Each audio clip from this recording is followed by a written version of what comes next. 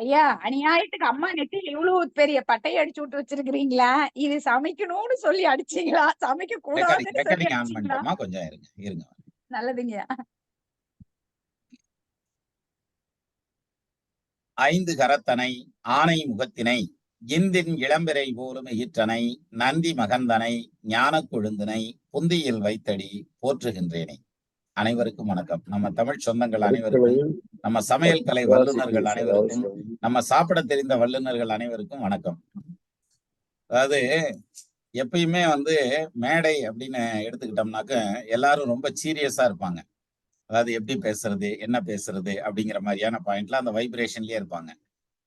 அதுல நம்ம தமிழ் குடும்பத்துல அந்த பஞ்சாயத்தே கிடையாது. உண்டென்பார் சிலர், இல்லை என்பார் சிலர், எனக்கில்லை அந்த கவலை அப்படின்ற மாதிரி எல்லாருமே மேடை ஏறுறதுல ரொம்ப பரிச்சயமானவங்களா தான் இருப்போம்.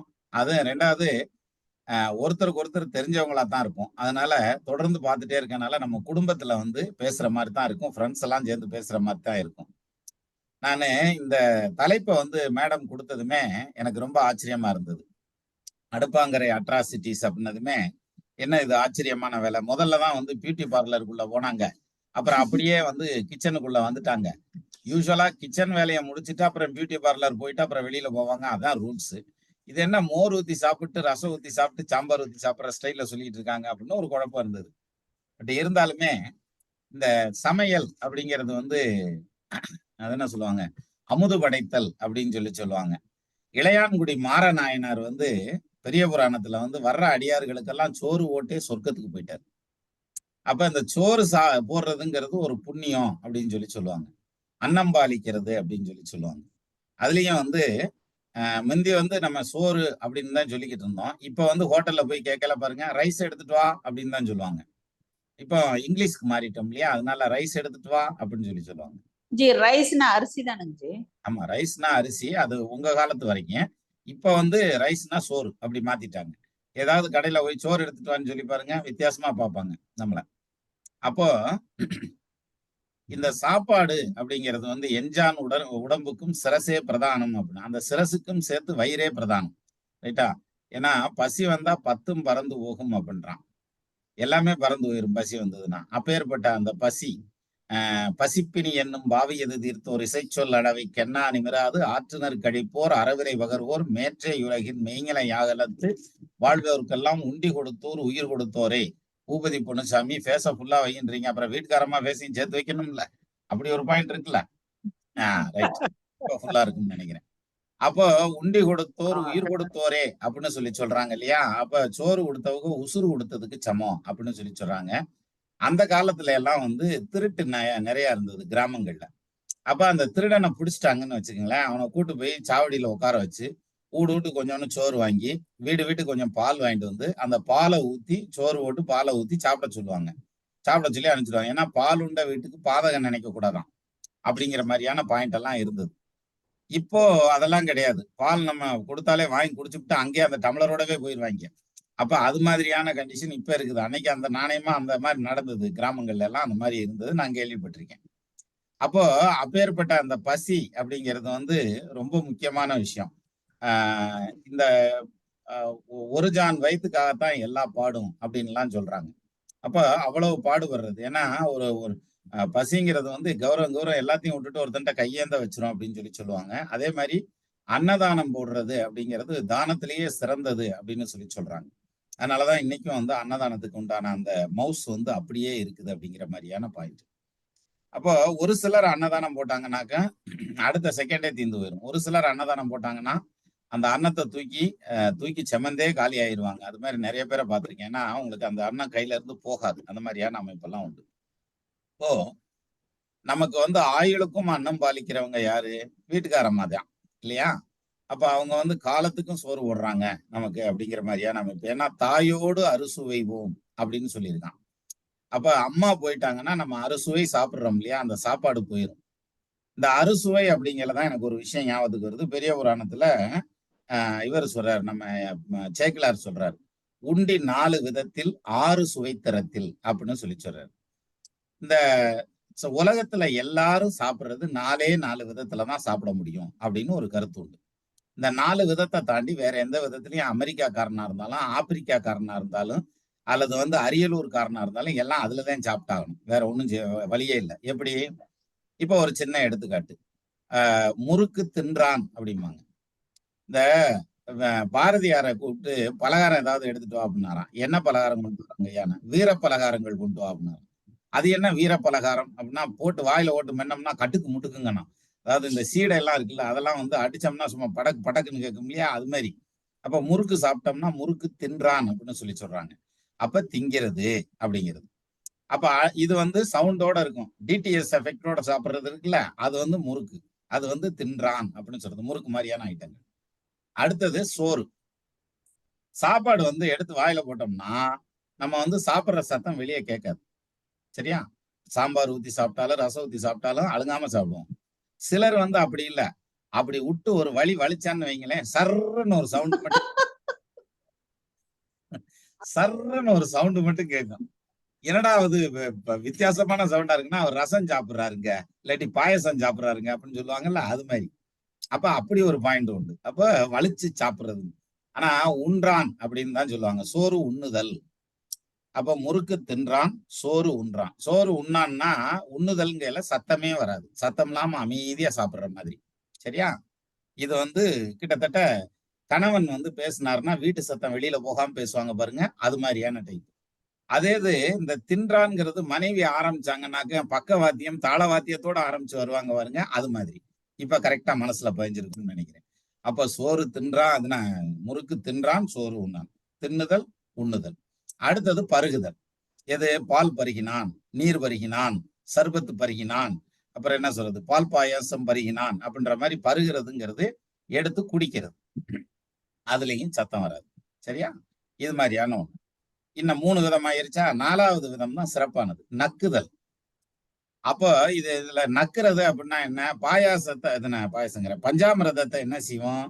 டம்ளர்ல ஊத்தி கொடுங்க. அண்ணா கவுட்டுக்கு போறோம்னா சொல்லுவோம். இல்ல, கையில ஊத்துங்க அப்படின்னு சொல்லி கையத்தான் நீட்டுவாங்க. அப்ப அந்த கையில ஊத்துனாக்க அதை நக்கி தான் சாப்பிடணும். தேனு நக்கி தான் சாப்பிடணும் இல்லையா? அப்போ நக்குதல். இப்ப மறுபடியும் முதல்ல இருந்து வந்துருங்க. தின்னுதல், அதே மாதிரி உண்ணல், பருகுதல், நக்குதல். இந்த 4 விதத்துலதான் உலகத்தில் உள்ள எல்லாருமே சாப்பிட முடியும். இத பெரிய புராணத்துல அன்னைக்கு எழுதியிருக்கான் சார். நான் தெரியாமத்தான் கேட்கிறேன். சாப்பாட்டுல நம்மால் அந்த காலத்துல இருந்தே பெஸ்டா இருந்திருக்கான் பாருங்க. இல்லையா? அதாவது நம்ம இப்ப வெளிநாடுகள்ல எல்லாம் இப்ப ஜெர்மனி மாதிரியான ஊர்கள்ல எல்லாம் போனவங்களுக்கு தெரியும். அந்த அறிமுகம் இருக்கவங்களுக்கு தெரியும். இந்த பழனிவேலை எல்லாம் நம்ப சுத்திட்டு வந்திருக்கிறாரு. அவருக்கெல்லாம் தெரியும். அதாவது சிக்கன் அப்படின்னா முழு கோழியும் எடுத்து அப்படியே அவிச்சு கொண்டு வந்து டேபிள்ல வச்சிருவாங்களாம். வச்சுட்டு உப்பு பவுடர் கொண்டு வந்து வச்சிருவான். அந்த இப்ப நம்ம ஹோட்டலுக்கு போனாலும் நம்ம இந்த ஃபாரின் ஸ்டைல்ல பழகி இருக்கிறோம் இல்லையா? அந்த பழகி இருக்கிறதுல அந்த உப்பு கொண்டு வந்து வைப்பான். அதே மாதிரி மிளகு தூள் கொண்டு வந்து வைப்பான். இது 2மே வெள்ளை வெள்ளையர்ன்னு இருக்கு. இல்லாட்டி கண்ணாடி பாட்டில்ல இருக்காது. அது கருப்பா இருக்கும் அல்லது வெள்ளையா இருக்கும். நம்மால எடுத்து இது எது உப்புன்னு தெரியாது, எது மிளகாத்தூள்னு தெரியாது, நான் மிளகு தூள்னு தெரியாது. எதையாவது ஒண்ணு எடுத்து அப்படி ஓரத்துல கொஞ்சம் கொட்டி பார்த்து என்ன வச்சிருக்கான்னு பார்த்தா அதுக்கப்புறம் எடுத்து கொட்டுறது. இது இது வேண்டியது இல்ல. அதாவது அந்த மிளகு இருக்கு பாருங்க. மிளக வந்து இப்படி கொட்டினா கூட பிரச்சனை இல்ல. சிலர் என்ன பண்ணுவான்னா, ஏன் நானே பண்ணியிருக்கிறேன். உப்ப எடுத்து கொஞ்சம் போல சேர்க்கலாம் அப்படின்னு தயிர் சோத்துல அப்படின்னா அது வரவே வராது. நம்மளுக்கு அதுக்கும் ஒரு பேச்சுவார்த்தை சரி இருக்காது. இந்த கோச்சுக்கிட்டு போன வீட்டுக்காரம்மா மாதிரியே தான். 4 வார்த்தை பேசினாலும் அங்கிட்டு டக்குன்னு திருப்பிக்கும்ல. அது மாதிரி இப்படினாலே வராது. வேகமா பிடிச்சு இந்த படக்கு படக்குன்னு இப்படி உதறையில என்ன ஆயிடுச்சுன்னா மொத்தமா கலண்டுக்கிட்டு குப்புன்னு விழுந்துருச்சு. உப்பு பூரா. சரியா? அப்ப அதுக்கப்புறம் தான் வந்து எனக்கு ஒருத்தர் சொன்னாங்க. அதாவது 4 ஓட்டை, 5 ஓட்டை இருந்ததுன்னா, ஹோல் இருந்ததுன்னா அது வந்து மிளகு. ஒரே ஒரு ஹோல் இருந்ததுன்னா அது வந்து உப்பு அப்படின்னு சொல்லி சொன்னாங்க. நான் என்ன பண்ணுவேன்னா இப்பெல்லாம் ஏ டு பி மாதிரி பெரிய கடைக்கு போனா கூட சரி. முதல்ல சாப்பாட்டுல கை வைக்கிறதுக்கு முன்னாடியே உப்பு எடுத்துட்டு வான்னு சொல்லுவோம்ல. அந்த உப்பு கொண்டு வந்து வச்சான்னு வைங்களேன், அதை கழட்டி வச்சிருவேன். வச்சுட்டோம்னா பிரச்சனையே இல்லை நமக்கு. நமக்கு வேணுங்கிற அளவுக்கு அள்ளி போட்டுக்கலாம் இல்லையா? உப்பிட்ட வரை உள்ளளவும் நினை அப்படின்ற மாதிரி. அப்ப அது மாதிரி சாப்பாடுங்கிறது வந்து சமைக்கிறதுக்கு வந்து 1008 வழிமுறைகள், புஸ்தகங்கள், அப்புறம் வந்து இதெல்லாம் கூட இருக்குது. எதனா குக்கரி சேனல் அது இதுன்னு நிறைய இருக்கு. சாப்பிடுறதுக்கு ஒரு சேனலாவது இருக்கா? இதுக்கு வந்து நம்ம அது காலேஜே இருக்குங்க சமைக்கிறதுக்கு. சாப்பிடுறதுக்கு ஒண்ணும் இல்ல. கோபி இதெல்லாம் நீங்க கவனிக்கணும். சரியா? அதாவது எத்தனையோ காலேஜஸ் எல்லாம் ஆரம்பிக்கிறாங்க. அப்படிங்கல நம்ம வந்து சாப்பிடுறதுக்குன்னு சாப்பிடுவது எப்படி? சாப்பிடுறதே ஒரு கலை இல்லையா? அதுவும் வந்து ஏன்னா கல்யாண வீட்டுல எல்லாம் பாத்தீங்கன்னா வரிசையா இலை போட்டுட்டு போவாங்க. அது அவனுடைய பெருமையை காமிக்கிறானா. அதுக்காக என்ன பண்ணுவான்னா இலை சின்ன இலையா போட மாட்டாங்க, 1 ஏக்கர்ல போட்டு போவாங்க ஒரு ஆளுக்கும். அப்ப வரிசையா ஒரு இலை மேல ஒரு இலை ஏறிக்கிட்டே தான் நிக்கும். அப்ப இங்க வந்து ஸ்வீட் வச்சிருந்தாங்கன்னு வச்சுங்களேன், அப்படியே தள்ளி பக்கத்தலைக்கு கொண்டு போயிருவாங்க. அல்லது இங்க பாயாசத்தை விட்டா அப்படி திருப்பினான்னு வச்சுங்களேன், அப்படியே அந்த இவனோட எல்லையை தாண்டி அந்த பக்கம் போயிடும். எல்லை தாண்டிய பயங்கரவாதம்ன்றாங்கல்ல, அது மாதிரி. இந்த நல்லா சாப்பிட தெரியாதவன் பக்கத்துல நம்ம உட்கார்ந்தோம்னு வைங்களேன், சட்டையெல்லாம் சாம்பாரோட தான் எந்திரிப்போம் நம்ம. சரியா? அது மாதிரியான பொசிஷன்ல எல்லாம் நம்ம சாப்பிட வேண்டிய சூழல் வந்துடும். சாப்பாட்டுல இம்புட்டு பிரச்சனைகள் இருக்கு. யாரு கண்டுக்கிறா? சமைக்கிறது என்னமோ பெருசா நினைக்கிறாங்க. சாப்பிடுறது அதை விட பெருசு இல்லையா? சோ அந்த விதத்துல ஆனா எவ்வளவு கஷ்டப்பட்டிருக்கேன் தெரியுமா? எவ்வளவு கஷ்டப்பட்டிருக்கான் பாரு சாப்பிடுறதுக்கு. அதை யோசனை பண்ணி பாரு. அதுவும் போய் வரிசையில வேற நிக்கணும். கல்யாணத்துக்கெல்லாம் போனோம்னாக்க, அதாவது கல்யாணத்துக்கு போறதுக்கு ரொம்ப பொறுமை வேணும் சார்.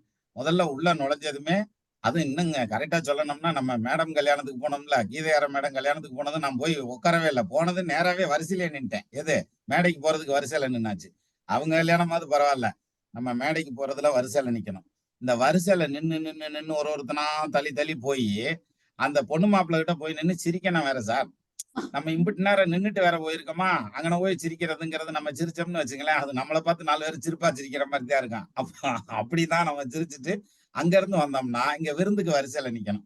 அந்த பின்னால சேர்க்காரர் இருக்கான் பாருங்க, முன்னால உட்காந்து சாப்பிட்டுக்கு இருப்பான், பின்னால நின்னுக்கு இருப்பான்.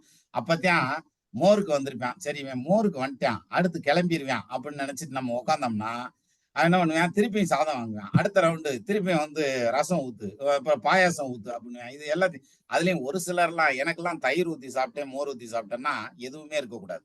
அதாவது அந்த தயிரோட ஒயிட் கலர் மங்காம இருக்கணும். அப்பதான் எனக்கு நல்லா இருக்கு, எனக்கு பிடிக்கும் சாப்பிடுறதுக்கு. ஆனா ஒரு சிலர் என்ன பண்ணுவாங்கன்னா, தயிரை ஊத்தி, அதுல சாம்பாரை ஊத்தி, அது மேல ரசத்தை ஊத்தி, அது மேல அந்த வெளியில மிச்சம் வச்சிருப்பான்ல அந்த காயை 2 எடுத்து உள்ள போட்டு எல்லாத்தையும் கலந்து அடிப்பான் பாருங்க. அடேங்கப்பா! மிக்சர் வந்து மிக்சர் கடையில மட்டும் இல்ல, சாப்பாட்டுல கூட உண்டு அப்படின்ற மாதிரியான அமைப்பு. இவங்க இப்படி பக்கத்துல உட்காந்து சாப்பிடுற நம்ம பார்த்தோம்னு வைங்களேன், நமக்கு சாப்பிடுற பிரியமே போயிரும். அடடா! ஒருவேளை நம்மளுக்கு தான் சாப்பிட தெரியலையா, அதை கழனி தொட்டி மாதிரி ஆக்கிடுவாங்க. மாட்டு தொட்டி இருக்கும்ல, அந்த ஸ்டைல்ல ஆக்கி அதுலயும் அந்த சவுண்டோட சாப்பிடுவான் பாருங்க. அங்கிட்டு திரும்பி நம்ம சார் எங்க போதும் வா சார், அப்படின்னா, போதும் நிப்பாட்டிக்குவோம். இது திரும்பி என்ன அது அப்படின்னா, மீசையெல்லாம் அப்படியே பூராமே எல்லாம் ஒட்டி இருக்கும். அப்படியே திரும்பி என்ன அது, இப்ப நம்ம ஹேமராஜ் கிருஷ்ணன் மாதிரி ஆளுகள்லாக்க அப்படி உருட்டி அடிச்சுக்கிட்டு இருந்தாங்கன்னாக்க, திரும்பி பார்த்தா மூஞ்சி ஊரா ஒட்டி இருக்கு இல்லையா? அப்போ அது மாதிரியான அமைப்புல சாப்பிடுறது இருக்கு. ஆக சாப்பிடுறது ஒரு கலை, சமைக்கிறது ஒரு கலைன்னு சொல்ற மாதிரி சாப்பிடுறது ஒரு கலை.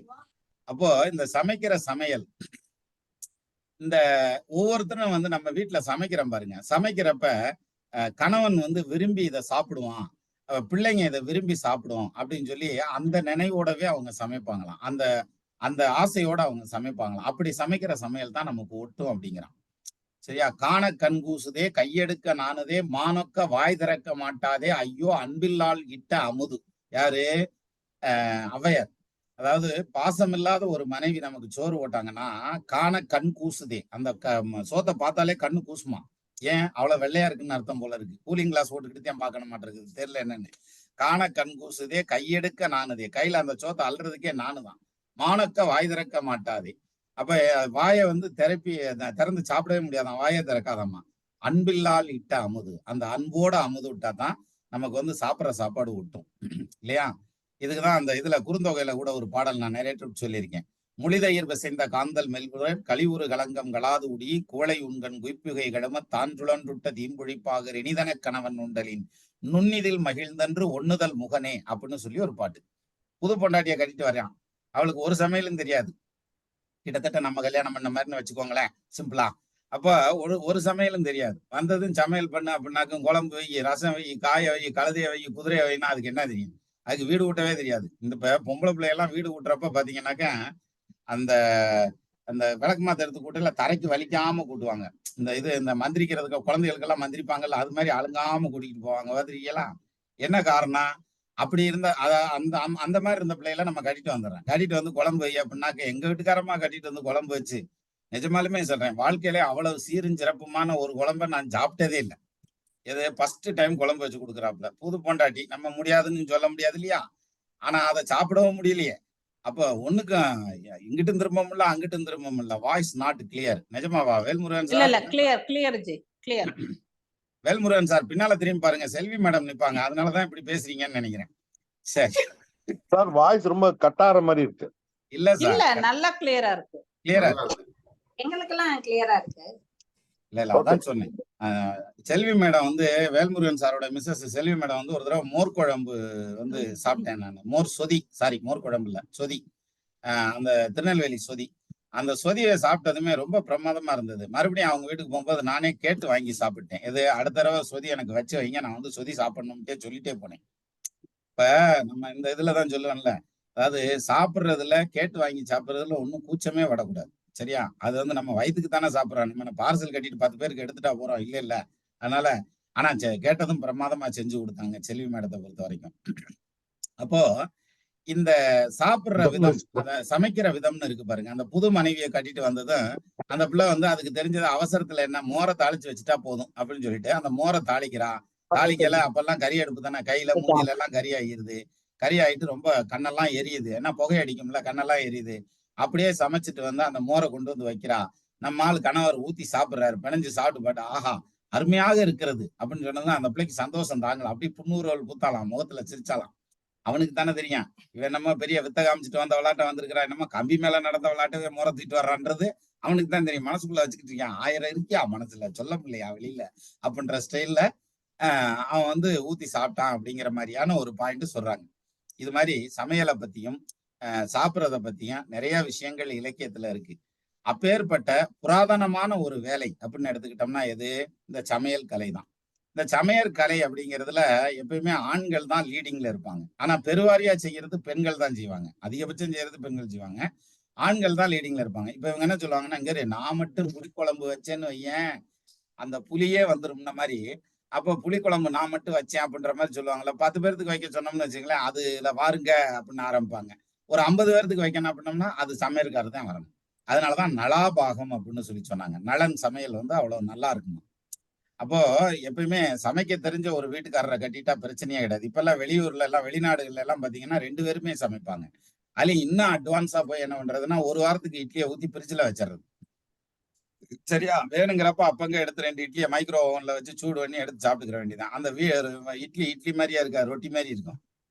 சரியா? இன்னும் இதுக்கு ஒரு படி மேல போய் நான் வெளிநாடுகள் போறப்ப பார்த்திருக்கிறேன். நம்ம வெளிநாடு போனோம்னு எப்ப சொல்றது? இப்படி சொல்ல நான் சொன்னா தானே. அப்ப வெளிநாடு போகல பார்த்திருக்கேன். எப்படின்னா சமைக்கவே மாட்டாங்க. காலையில அவரு ஐயா கிளம்பி போய் அப்படியே சாப்பிட்டுட்டு வேலைக்கு போயிடுவாரு. இந்த அம்மா தனியா போய் சாப்பிட்டுட்டு இவங்க வேலைக்கு போயிடுவாங்க. இதுல இதுக்கு நடுவுல 2 பேரும் அவங்கவுங்க வீட்டுக்கு போயிடுறாங்களா, காலையில சாப்பாடே சாப்பிட மாட்டாங்க, அப்படி போயிடுவாங்க. பிள்ளைகளுக்கு 2 குழந்தைங்க இருந்தாங்கன்னா அவங்களுக்கு சமைச்சு போறதுக்கு ஒரு ஹவுஸ் மேட் வச்சிருப்பாங்க. அவங்க சமைச்சு கொடுத்து அவங்கள அனுப்பிச்சு விட்டுருவாங்க. ஆக கிச்சன் பக்கம் வேலையே இல்லைங்க. நான் அப்பதான் சொல்லுவேன், சும்மா பேச்சுவாக்குல சொல்லுவேன், ஒரு வாரம் மட்டும் ஹோட்டல்ல லீவ் விட்டா அம்பிட்டு போய் செத்து போயிடுவான்டா அப்படித்தான் பேசுவேன், சொல்லியிருக்கேன். அது கடைசியில என்னாச்சு, கொரோனா பீரியட்ல எல்லாத்தையும் அடைச்சு விட்டாங்க, ஹோட்டல பூரா அடைச்சு விட்டாங்க இல்லையா? அப்ப ரொம்ப சிரமப்பட்டு இருப்பாங்க. அப்பத்தான் சமையல் கலையினுடைய முக்கியத்துவம் தெரிஞ்சிருக்கும். ஆனா நம்ம ஆளுக பாருங்க, கொரோனா முடிஞ்சா அம்பிட்டு போய் வெயிட் போட்டு வந்தேன், வீட்டை விட்டு வெளியே வரேன். என்னன்னா ஒரு வேலையும் இல்ல, உட்காந்துக்கிட்டே சாப்பிடுற வேலை தானே. அப்போ எல்லாருமே நம்ம ஆளுக வெயிட் போட்டு வந்தான், வெளிநாட்டுக்காரன் பூரா ஒல்லியாகித்தான் வந்தான் அப்படின்ற மாதிரியான பாயிண்ட்ல அன்னைக்கு போச்சு. அப்பேற்பட்ட அந்த சமையல், அந்த அந்த சமைக்கிறதுங்கிறது அன்போட சமைக்கணும், பாசத்தோட சமைக்கணும் அப்படின்னு சொல்லி சொல்றாங்கல்ல. அந்த பாசத்தோட சமைச்சு நமக்கு படைக்கிற அந்த தன்மை, அதாவது ஒப்புடன் முகமலர்ந்து உபசரித்து உண்மை பேசி உப்பில்லா கூழிட்டாலும் உண்பது அமிர்தமாகும். முப்பழம் பாலோடு அன்னம் முகம் கடுத்திடுவாராயின் கப்பிய பசியினோடு கடும்பசி ஆகும் தானே அப்படின்றான். அப்ப பெரிய பசி வந்துடும் எது? நம்ம அன்பு இல்லாம கொடுக்கக்கூடிய உணவு. அப்ப இன்னைக்கு நம்ம எல்லாம் இவ்வளவு வேகமா, இப்ப நான்லாம் இந்த மாதிரி கிலோமீட்டர் கணக்குல பேசுறேன்னா, எங்க வீட்டுக்காரம்மா அன்போடு கொடுக்கக்கூடிய அமுது படைக்கிறதுங்கிறது அப்படி படைச்சுதான் இப்படி உட்காந்து பேசிக்கிட்டு இருக்கேன் அப்படின்னு அர்த்தம். எப்படிங்க பல்நிலையா கரெக்டா கொண்டு வந்து கோர்த்துட்டேன் நான். கடைசியில நீங்களும் அப்படித்தானே பிரமாதமா சமைக்கிறாங்க அப்படின்னு சொல்லி முடிச்சிடறேன் நான். கடைசியில எப்பயுமே வந்து மங்களம் பாடி முடிக்கணும் அப்படிம்பாங்க இல்லையா? அதனால அருமையா இருக்கு, சூப்பரா இருக்கு, டாப்பா இருக்குன்னு சொல்லித்தான் முடிக்கணும். சோ அந்த வகையில நீங்க நேர்ல பார்த்தப்பயே பார்த்திருப்பீங்களா நம்ம எவ்வளவு வெயிட்டா இருக்கோம்னு. அப்ப அந்த அளவுக்கு சமையல் வந்து வெயிட்டா இருக்கு அப்படின்னு அர்த்தம். ஆனாலும் நான் சொல்றேன், ஏகப்பட்ட மளிகை பொருட்களை வேஸ்ட் பண்ணி எங்க வீட்டுக்காரம்மா இப்ப நல்லா சமைச்சு பழகிட்டாங்க. ஆஃப்டர் ஒரு 20 இயர்ஸ், 20 வருஷம் இருக்குமா, ஆஃப்டர் 20 இயர்ஸ். அதே மாதிரி இப்போ எல்லாரும் அதே மாதிரி நிறைய சமைச்சு பழகி இருப்பாங்க. அவங்களுடைய அனுபவத்தை எல்லாம் சொல்றதுக்காக வந்திருக்காங்க. இதுல வந்து சமைக்கிற கூட்டத்தை விட நான் முதைய சொன்ன மாதிரி சாப்பிடுற கூட்டம் தான் நிறைய இருக்குது. இருந்தாலும் நீங்க சொல்லுங்க. இதாவது என்னுடைய சமையல் அனுபவத்தை மட்டும் நான் சொல்லிட்டு முடிக்கிறேன். அதாவது எப்படின்னா, ஒரு நாள் வந்து இண்டக்ஷன் ஸ்டவ்ல தண்ணி வைக்கிறேன். வீட்டுக்காரம்மா ஊருக்கு போயிட்டாங்க. இந்த இண்டக்ஷன் ஸ்டவ் இருக்குது இல்லையா, அது வந்து நம்ம ஆஃப் பண்ணிட்டு நான் போய் தண்ணி எடுக்க அது ஆஃப் ஆகிக்க, ஆன் பண்ணிட்டு போக அது ஆஃப் ஆகிக்க, திருப்பியும் வந்து ஆன் பண்ணிட்டு திருப்பியும் போய் தண்ணி எடுத்து அது ஆஃப் ஆயிரும். இப்படியுமா இந்த குழாய்க்கு அந்த தண்ணி ஊற்றி வச்சிருக்க பாத்திரத்துக்கு இதுக்குமா இங்கிட்டுமா ஆடிட்டு அப்புறம் தான் என்ன போன் பண்ணி கேட்டேன் வீட்டுக்கு. வீட்டுக்காரம்மா வந்து மாமியார் வீட்டுல இருந்தாங்க. கேட்க அங்க எல்லாரும் நமக்கு ஒரு பெரிய கௌரவம் வந்துருச்சு. எப்படின்னா, மாப்பிள்ளைக்கு சுடுதண்ணி கூட போட தெரியல. என்ன நிஜமாலுமே எனக்கு தெரியல அன்னைக்கு. அந்த அடுப்பு பத்த வைக்கவே தெரியல. சுடுதண்ணி ஓடுறது அப்புறம் நம்ம பிரியாணி கூட போடுவோம், அது வேற விஷயம். ஆனா வந்து இந்த சுடுதண்ணி போட முடியல. அந்த மாதிரியான ஒரு சீரும் சிறப்புமான அனுபவம் தான் எனக்கு கிச்சன்ல இருக்கு. நான் என்னுடைய அனுபவத்தை சொல்லியிருக்கேன். இப்ப எல்லாரும் அவங்க அனுபவத்தோட வருவீங்கன்னு நினைக்கிறேன். வாங்க, நம்மளுடைய தமிழ் சேனல் அனைவரையும் அன்போடு வரவேற்கிறது. அடுப்பங்கரையின் அட்ராசிட்டியை நோக்கி இந்த மீட்டிங்கை வந்து லீட் பண்றதுக்கு திரு ஜோதி மேடம் வர்றாங்க. பல்லவி வந்தாச்சா மேடம்? பல்லவிக்கு நான் ஹோஸ்ட் கொடுக்கணுமே. கேமரா போட்டா தானமா தெரியும். ஏற்கனவே நீ சின்ன பாத்திரம், இதுல நீ ஒளிஞ்சு வேற இருந்தா எப்படி? ரைட்டுமா, கொடுத்துட்டேன். மேடம், இப்போ மேடை திரு அருணா ஜோதி மேடம் அவர்கள் வசம். வாங்க மேடம். அனைவருக்கும் நன்றி, வணக்கம். அனைவருக்கும் வணக்கம். இப்ப நம்ம சமையலறையில் அட்ராசிட்டிஸ்ங்கிற தமிழ் சேனல் ப்ரோக்ராம நம் சென்னையில் இருக்கும் நமது சகோதரி கீதையரம் அவர்கள் அருமையாக அதுக்கு ஒரு விளக்கம் கொடுத்து ஆரம்பிக்க போறாங்க. வாங்க கீதையரம். இங்கு வந்திருக்கும் அனைவரையும் வருக வருக என வரவேற்கிறேன் முதற்கண். அடுத்தது எங்களது குருநாதர் திரு சின்னராஜ் ஐயா கொடுத்த முகவரையும் தெளிவுரைக்கும் மிக்க நன்றி. என்னோட வேலையை பாதி சுலபமாக்கிட்டாங்க. சோ அதை பத்தின விளக்கம் அதிகம் கொடுக்க தேவையில்லை. இருந்தாலும் சொல்றேன், நம்ம சமையல் அப்படின்றப்ப வந்து சமையற்கலை அப்படின்றத வந்து நலபாகம் அப்படின்னு சொல்லுவாங்க. இது நம்ம நலன் வச்சு நலன் தமயந்தி கதையை வச்சு வந்த ஒரு வரலாறு. இது வந்து முதலாம் யுகமான கிருத யுகத்திலேயே வந்து நலன் தமயந்தி கதை ஏற்றப்பட்டது அப்படின்னு சொல்றாங்க. அதை வந்து மகாபாரதத்துல 3ஆம் யுகத்துல மகாபாரதத்துல துணைக்கதையாவும் வந்திருக்குது அது.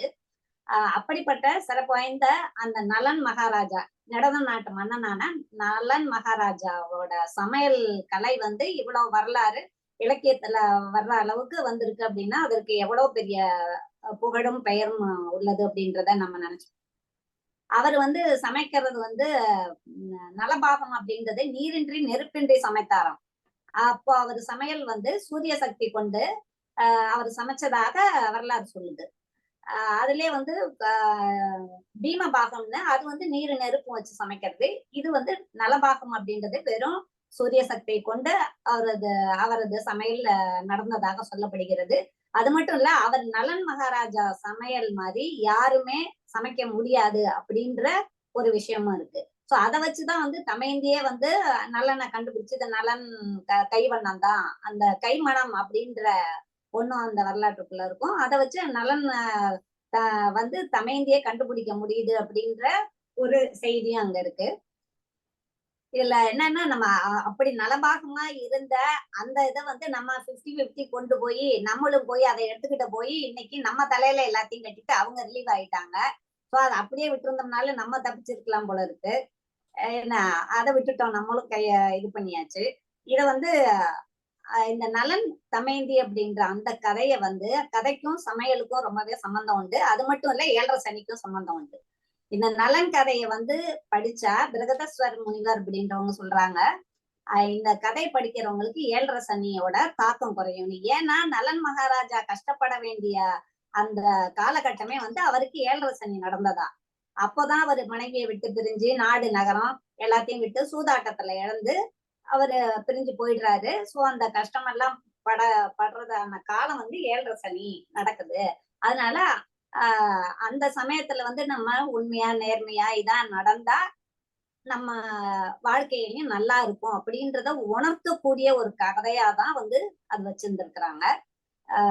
இந்த சமையல் கலைய வந்து நல்ல விதமா நல்ல மூடோட நம்ம நல்லா சமைக்க போனோம்னா நல்லா சமையல் வரும். சமையல் சமைச்சு போட்டு மத்தவங்கள நம்ம அசத்துவோம். சமயத்துல அத பாத்திரம் பண்டங்களையும் காமிப்போம். பாத்திரத்துல காமிச்சு அது வந்து அலற வைப்பதும் உண்டு. மற்றவங்கள ஆஸ்பத்திரி வரைக்கும் போற வைக்கிறதும் உண்டு. அது நம்ம மூட பொறுத்து இருக்கு. வீட்டுல உள்ளவங்களோட ஒத்துழைப்பை பொறுத்தும் நடக்கும் சில சமயங்கள்ல. சோ இப்படிப்பட்ட அந்த சமையல் கலையில நல்லாதான் சமைக்கிறதுக்கு தான் எல்லாருமே விருப்பப்படுவோம் நம்ம வீட்டுல உள்ளவங்களுக்கு. ஆனா சில சமயங்கள்ல சொதப்பல் வந்துடும். போவோம் சமைக்கிறத நம்ம ஒண்ணு நினைச்சதா இருக்கும், அங்க ஒண்ணு நடக்கிறதா இருக்கும். அப்படிப்பட்ட அந்த நேரங்கள்ல நம்ம அது எப்படி டிசாஸ்டர் மேனேஜ்மெண்ட், சமையல் டிசாஸ்டர் மேனேஜ்மெண்ட் வச்சுக்கலாம். இதுக்கு பேரை நம்மளே வச்சுக்க வேண்டியதுதான். அந்த நேரத்துல அதை எப்படி அதை வந்து ரீகெயின் பண்றாங்க, திரும்ப அதை சமைக்கக்கூடிய லெவல்ல அதை கொண்டு வர்றாங்க அப்படின்றதான் இந்த நிகழ்ச்சி. சாதாரண சமையல் நிகழ்ச்சி இல்ல. சோ இந்த மாதிரிக்கான என்ன மாதிரி ஆட்கள்லாம் நான்லாம் வந்து சமையல் டிசாஸ்டர் குவீன்னு சொல்லலாம். சோ அந்த அளவுக்கு சொதப்பல்கள் பண்ணியிருக்கேன் நான் சமையல்ல. அப்போ என்ன மாதிரி ஆட்கள்லாம் இருப்பாங்களோ அப்படின்ற ஒரு காரணத்துக்காக தான் இந்த தலைப்பை எடுத்தேன். இதுல ரெமடிஸ் கொடுக்க வர்றதுக்காக திருமதி Sandhya ma'am, Shanmugarani ma'am, Vanitha ma'am, Mythili ma'am, Chitra, Meenalochini ma'am, Shanthi Premkumar ma'am, இவங்க எல்லாம் வந்திருக்கிறாங்க, கலந்துகிட்டு இருக்காங்க. அவங்க எல்லாம் ஒவ்வொருத்தரா நம்ம கிட்ட வந்து அவங்களோட அனுபவங்களை வந்து பகிர இருக்கிறாங்க. முதலாவது வந்து சண்முகராணி மேம் சொல்ல வரீங்களா? இவங்களை பத்தி சொல்லணும்னா இவங்க வந்து டீச்சரு. அது மட்டும் இல்ல, அவங்க பொண்ணு அனுஸ்ரீய போன தடவை நம்ம இந்த குழந்தைங்க நிகழ்ச்சியில பாத்துருக்கலாம். ஒண்ணு கூட்டிக்கிட்டே பெருக்கலாமா, பெருக்கிக்கிட்டே போட்டலாமா, ஆடிக்கிட்டே பெருக்கலாமான்லாம் ஆடி பெருக்க பத்தி தலைப்புல வந்து டான்ஸ் அவ்வளவு அருமையா சொன்னாங்க. அவங்களோட அம்மா தான் இவங்க சண்முகராணி மேம். வாங்க வந்து கொஞ்சம் உங்களோட அனுபவங்களை சொல்லுங்க. அனைவருக்கும் வணக்கம் மேம். சொல்லுங்க மேம். சொல்லுங்க. கேக்குது இல்ல மேம்? கேக்குது. நீங்க அனைவருக்கும் மாலை வணக்கம் மேம். ஆக்சுவலா வடிவேல் சொல்றது மாதிரி டெஸ்ட்னாலே சின்ன வயசுல இருந்தே பயம். அது போல கிச்சனுக்குள்ள போறதுனாலே ஒரு எக்ஸாம் ஹாலுக்குள்ள போறது மாதிரியே இருக்கும் மேம். சொல்லுங்க சொல்லுங்க. அது உண்மைதான். அது என்ன சின்ன வயசுல இருந்தே ஹாஸ்டல்ல படிச்சு ஒர்க் பண்ணும்போது காலேஜ்ல அப்படி ஈச் அண்ட் எவ்ரி திங் ஹாஸ்டல்ல இருந்ததுனால சாப்பாடு அவ்வளவா ஒண்ணும் தெரியாது. இவரு என் ஹஸ்பண்ட் எல்லாம் சொல்லுவாங்க, எங்க அம்மா அப்பா இருக்கும் போதெல்லாம் எங்க தெருவே ஒண்ணு கூடி உட்கார்ந்து சாப்பிடுவோம். அது மாதிரி அறுசுவையில ஏதாவது ஒரு சுவையாவது செஞ்சு கொடுப்பான்னு சொல்லி கேட்பாரு. சம்டைம்ஸ் சொதப்பிடுவாங்கன்னு சொல்லுவாங்க. ஆனா நான் எப்பவுமே சொதப்பிக்கிட்டு தான் மேம் இருப்பேன். சொல்லுங்க சொல்லுங்க. ஒரு வாட்டி இவரு உளுந்தங்களி கூழு அது போல செஞ்சு கொடுப்பான்னு சொன்னாரு. அது நான் உளுந்தங்களி செய்யறதுக்கு பதிலா நான் புதுசா ட்ரை பண்ணுவோமேன்னு சொல்லி உளுந்து புட்டு செஞ்சேன் மேம். அதை உதிரியா அது கூட வந்துட்டு ரவை, அந்த கேழ்வரகு மாவு, இது எல்லாத்தையுமே சேர்த்து லைட்டா கலர்ஃபுல்லா செஞ்சு கொடுக்கலாம்னு சொல்லி கடைசி வரைக்கும் என்னால முடியல மேம். அதுக்கப்புறம் ஒரு பாத்திரத்துல ஒரு துணியை வச்சு புட்டு மாதிரி வச்சு அந்த லேயருக்கு மேல தேங்காய் துருவி போட்டு அந்த லேயருக்கு மேல நாட்டு சர்க்கரையை போட்டு ஒரு வழியா பசங்களுக்கு கலர்ஃபுல்லா இருக்குதுன்னு சொல்லி ஸ்லைஸா கட் பண்ணி கொடுத்து அன்னைக்கு ஒரு நாள் தப்பிச்சிட்டேன் மேடம். ஓகே. ஆக மொத்தம் கேக் செஞ்சு கொடுத்தேன், அடை செஞ்சு கொடுத்தேன். ஆமாங்க மேம், ஆமாங்க மேம். களியும் வராம கூடும் வராம ஒரு வழியா கேக் ஆயிடுச்சு. அது கேக் ஆயிடுச்சு. ஓகே. ஆமாங்க மேம். அப்புறம் ஒரு வாட்டி அதான் கல்யாணம் ஆன புதுசுல மீன் எடுத்திருந்தோம். அப்ப மீன் குழம்பு செய்யறதுக்கு என்னோட நாத்தனார் ஹஸ்பண்ட் தான் அங்க இருக்க புதினாவை எடுத்து போடுப்பான்னு மட்டும் சொல்லிட்டு ஒரு போன் வர வெளியில போயிட்டாரு. நான் புதினா கட்டவே அந்த என்ன கிள்ளி ஒரு இலையாக கிள்ளி கழுவி உள்ள போடுறதுக்கு பதிலா அரைச்சும் வச்சுட்டேன் மேம். அப்ப அவர்கிட்ட போய் கேக்குறானே இவ்வளவு போதுமான்னு சொல்லி, ஏமா நான் ஒரே ஒரு இலையை தான் போட சொன்னேன், நீ ஒரு கட்டையே போடுறேன்னு சொல்லி, அப்புறம் அதுவா நல்லவேளை நீ போடாம போயிட்டேன்னு சொல்லி அதை எடுத்து அது குடிச்சுமா மத்த புதினா துவையல் மாதிரி செஞ்சு அதை சைட் டிஷ்ஷா வச்சு நைட்டு டிஃபனுக்கு வச்சுக்கிட்டேன் மேம். அது போல எல்லாம் சொதப்பி இப்ப ஓரளவு பரவாயில்ல. என் பிள்ளைங்க அம்மா நீங்க சமைங்கம்மா, நாங்க வேணா பேர் வச்சுக்கிறோம் அப்படிலாம் அந்த மாதிரி சொல்லிருக்கேன். ஒரு வந்துட்டு இருக்கு மேம். அப்புறம் இந்த ஹஸ்பண்ட் லைட்டா ஒரு ஹாய் சொல்றாரா மேம்? வணக்கம் மேடம். வணக்கம் வணக்கம் வணக்கம் வணக்கம். ஒண்ணுல மேடம், ஒரு நாள் வந்து ஒரு குழம்பு வைக்க சொன்னேன் மேடம். குழம்பு வைக்க சொல்லிட்டு நான் வெளியில போயிட்டு வந்தேன் மேடம். வந்துட்டு சாப்பிட்டுக்கிட்டு இருந்தேன் மேடம். சாப்பிட்டு இருக்கும் போது உள்ள எதுவுமே இல்லை மேடம். இது என்ன குழம்புன்னு கேட்டாங்க மேடம். காட்ட வெள்ளைப்பூடு குழம்புன்னு சொன்னாங்க மேடம். ஏன் மேடம், தக்காளி வெங்காயம் சீரகம் எல்லாம் வெள்ளைப்பூடும் சேர்த்து போட்டா மேடம் அரைப்பாங்க. மொத்தம் வச்சிருக்கா மேடம். இது கேட்டா வெள்ளைப்பூடு குழம்பா மேடம்? எப்படி சாப்பிட்டுருக்கணும் பாருங்க. நான் தான் சொல்லிட்டேன்ல மேம், ஹாஸ்டல்லே படிச்சதுனால அவ்வளவா நான் போனதில்ல. அதனால ஓரளவு பரவாயில்ல. என் பொண்ணே இப்ப சமைக்க ஆரம்பிச்சிட்டாங்க மேம். அந்த அளவுக்கு ஓரளவுக்கு என் ஹஸ்பண்ட் சொல்லி கொடுத்து.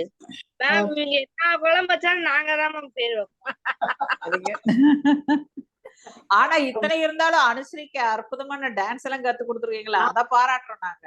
ஆமாங்க மேம். அவங்க வந்து கொஞ்சம் நல்ல என்ன சொல்றது, இன்ட்ரெஸ்டா இருப்பாங்க மேம். அதனால அவங்கள்ட்ட கேட்டுக்கு வேணாம், உங்களுக்கு என்ன வேணும், எந்த லைன்ல போறீங்களோ அது பண்ணுங்கன்னு சொல்லவும், அம்மா நான் டான்ஸ் பண்றேன்னு தான் இப்போ 1 இயர் பக்கத்துல முத்துமாலா மேம் கிட்ட தான் போய்கிட்டு இருக்காங்க மேம்.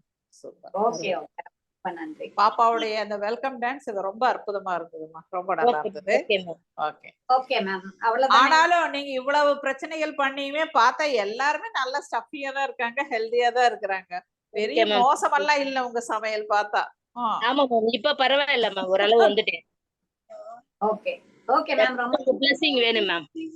ஓகே மேம், ரொம்ப நன்றி உங்களோட அனுபவத்தை பகிர்ந்து கொண்டதற்கு.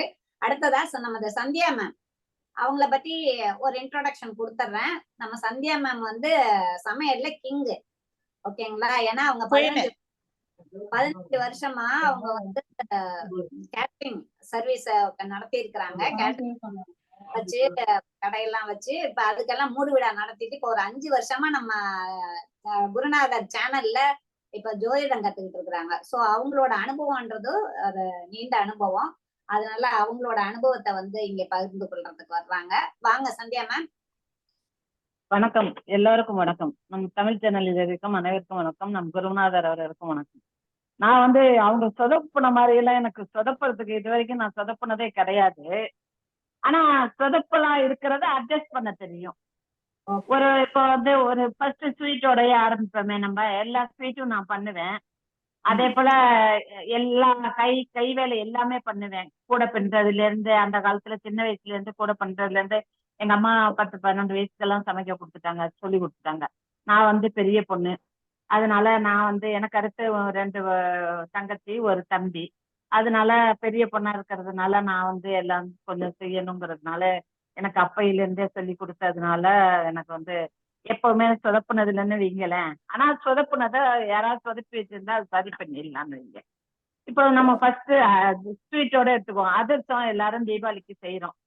அந்த ஒவ்வொரு அதிர்ஷ்டம் வந்து ஒரு தீபாவளிக்கு செய்யும்போது ஒவ்வொரு வாட்டியும் வந்து அளந்து போயிடும், அப்படியே தலை அப்படியே ஒவ்வொரு நாட்டு போயிடும். அதை சரி செய்யணும்னா ஃபர்ஸ்ட் எப்படி போடுறீங்கன்னு தெரியல, 1 கிலோவுக்கு 3/4 கிலோ இது போட்டா, வெல்லம் போட்டா போதும். அப்படி நம்ம பாகு வச்சு அதை அதிர்ஷ்ட மாவா கிளறி வச்சிருக்கோம். அப்ப கிளறி வச்சிருந்தது சரியா வரலன்னா, அளந்து போயிடுச்சுன்னா கொஞ்சமா ஒரு 10 அதிர்ஷ்டம் இருக்கிற மாதிரி ஒரு மாவை எடுத்து அதுல 1 ஸ்பூன் பச்சரிசி மாவை போட்டு கொஞ்சம் நெய் போட்டு பிணைஞ்சிட்டு அதை தட்டி பார்த்தா சரியா வந்துடும். அது ஒரு ஓகே. இன்னொரு இது வந்து ஒரு வாட்டி பண்ணும்போது அப்படியே கல்லு போல இருக்கும், சக்கரை பத்தாம கல்லு போல இருக்கும். அதுக்கு என்ன பண்றதுன்னா, கொஞ்சமா வெள்ளத்தை அதே 10 அதிர்ஷ்டத்துக்கு மாவு எடுத்துக்கிட்டு ஒரு வெள்ளத்தை கொஞ்சமா போட்டு 1 ஸ்பூன் தண்ணியை ஊற்றி அந்த பாகை வச்சுட்டு அந்த மாவோட சேர்த்து கொஞ்சம் நெய்யை விட்டு பிணைஞ்சிட்டு அதை தட்டி பார்த்தா அது சரியா வந்துடும். அப்படியும் சரியா வரல, அந்த மாவு சரியாவே வரல அப்படின்னு சொன்னாக்க கொஞ்சம் பாசி பருப்பு வறுத்துட்டு கொஞ்சம் தேங்காவை துருவிட்டு இந்த மாவோட கொஞ்சம் கலந்துட்டு, எல்லாத்தையும் இல்லை நான் சொல்றது, நீங்க கொஞ்சம் கொஞ்சம் எப்படி பண்ணிருப்பீங்கன்னு தெரியாது, நிறைய பண்ணிருப்பீங்களா கொஞ்சமா பண்ணிருப்பீங்களா தெரியாது, ஓரளவு எடுத்துக்கிட்டு அதுக்கு தகுந்த மாதிரி போட்டு அதை கொலக்கட்டையா பிடிச்சி வேக வச்சு எடுத்துக்கலாம்.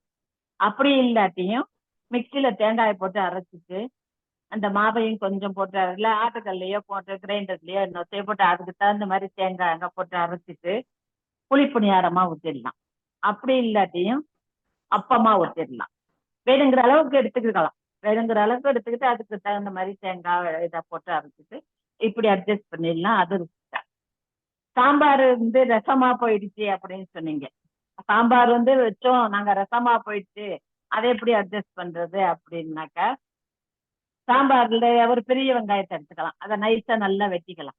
நைஸா வெட்டிக்கிட்டு கொஞ்சம் வதக்கிட்டு அந்த சாம்பார்ல கொட்டிடலாம். இல்ல சின்ன வெங்காயம்னா சின்ன வெங்காயத்தை உரிச்சிட்டு அதுல சாம்பார்ல கொட்டிடலாம். ஒரு தேங்காய் முடியை துருவி அரைச்சிட்டு அதை காரம் வேணாலும் அதுல ஒரு பச்சை மிளகாய் அதை வச்சு கொட்டிடலாம். அதை அட்ஜஸ்ட் சாம்பார் கொஞ்சம் திக்காயிடும். அத ரசமா இருக்கிறது என்ன பண்ணலாம் அப்படின்னா, சாம்பார்ல இருக்கிற காயை மட்டும் தனியா எடுத்துட்டு ஒரு வாணலியில கொஞ்சோண்டு எலுமிச்சட்டியில கொஞ்சமா எண்ணெய் ஊற்றி ஜீரகம், இது வெங்காயம், கொஞ்சம் சின்ன பெரிய வெங்காயம், கொஞ்சோண்டு ஒரு தக்காளி, இ- ப- கொத்தமல்லி, கொத்தமல்லி இது தலை அதெல்லாம் போட்டு இதுன்னுட்டு இந்த சாம்பார் வச்சிருக்கோம்ல அதை தூக்கி அதுல கொட்டுனீங்கன்னா, தக்காளியை போட்டு நல்லா வதக்கிட்டு தக்காளி கொட்டினீங்கன்னா, கொஞ்சமா மிளகுத்தூள் போட்டு இறக்கி வச்சுட்டீங்கன்னா அது சூப்பு கணக்கா வந்துடும். அந்த காயை தனியா வேற ஏதாவது நம்ம பண்ணிக்கலாம். அந்த காயை தனியா வேற ஏதாவது பண்ணிக்கலாம். இது சூப்பு கணக்கா வந்துடும். அது வந்துடும். அப்புறம் சாம்பார் சாதமா பண்ணலாம். அதை ஒரு குக்கர்ல வந்து நம்ம என்ன காய் போட்டு வச்சோம்னு தெரியல, ஏதோ ஒரு காய், அது இல்லாத காய், 2 பீன்ஸ், 2 இது வெங்காயம், 2 கேரட்டு, 2 உருளைக்கிழங்கு எல்லாத்தையும் நறுக்கி அதுல அந்த பட்டை, லவங்கம், இந்த இந்த பிரிஞ்சி இலை எல்லாத்தையும் போட்டு தாளிச்சிட்டு, நெய்யை ஊற்றி கொஞ்சம் தாளிச்சிட்டு, இந்த காயையும் போட்டு நல்லா கொஞ்சம் எல்லா காயும் போட்டு வதக்கிட்டு, கொஞ்சம் பருப்பு போட்டு அதுல கொஞ்சம் அரிசி சாதம் நம்ம வடிச்சு வச்சிருப்போம், வேணுங்கிற சாம்பார் அதுல ஊற்றிட்டு அதுக்கு தகுந்த சாதத்தை போட்டு மூடி வச்சுட்டு ஒரு விசில் வச்சுன்னா சாம்பார் சாதம் ரெடி ஆயிடும். அந்த சாம்பார் சாதம், இந்த சாம்பார் வந்து எல்லாம் உப்பா போயிடும். ஒவ்வொரு வாட்டி சாம்பாரும் உப்பா போயிடும், ரசமும் கொஞ்சம் ஒரு உப்பா போயிடும் அப்படின்னாக்கா அதை வந்து நம்ம என்ன செய்யலாம், ஒரு 3 பிடி உருட்டி சாதத்தை அதுல போட்டுடலாம். போட்டா அந்த ரசம் வந்து உப்பு எடுத்துடும், அந்த சாதம் வந்து உப்பு எடுத்துடும் அந்த சாதம். அதே போல சாம்பாருக்கும் அதே போல பண்ணலாம், சாதத்தை உருட்டி போடுறது.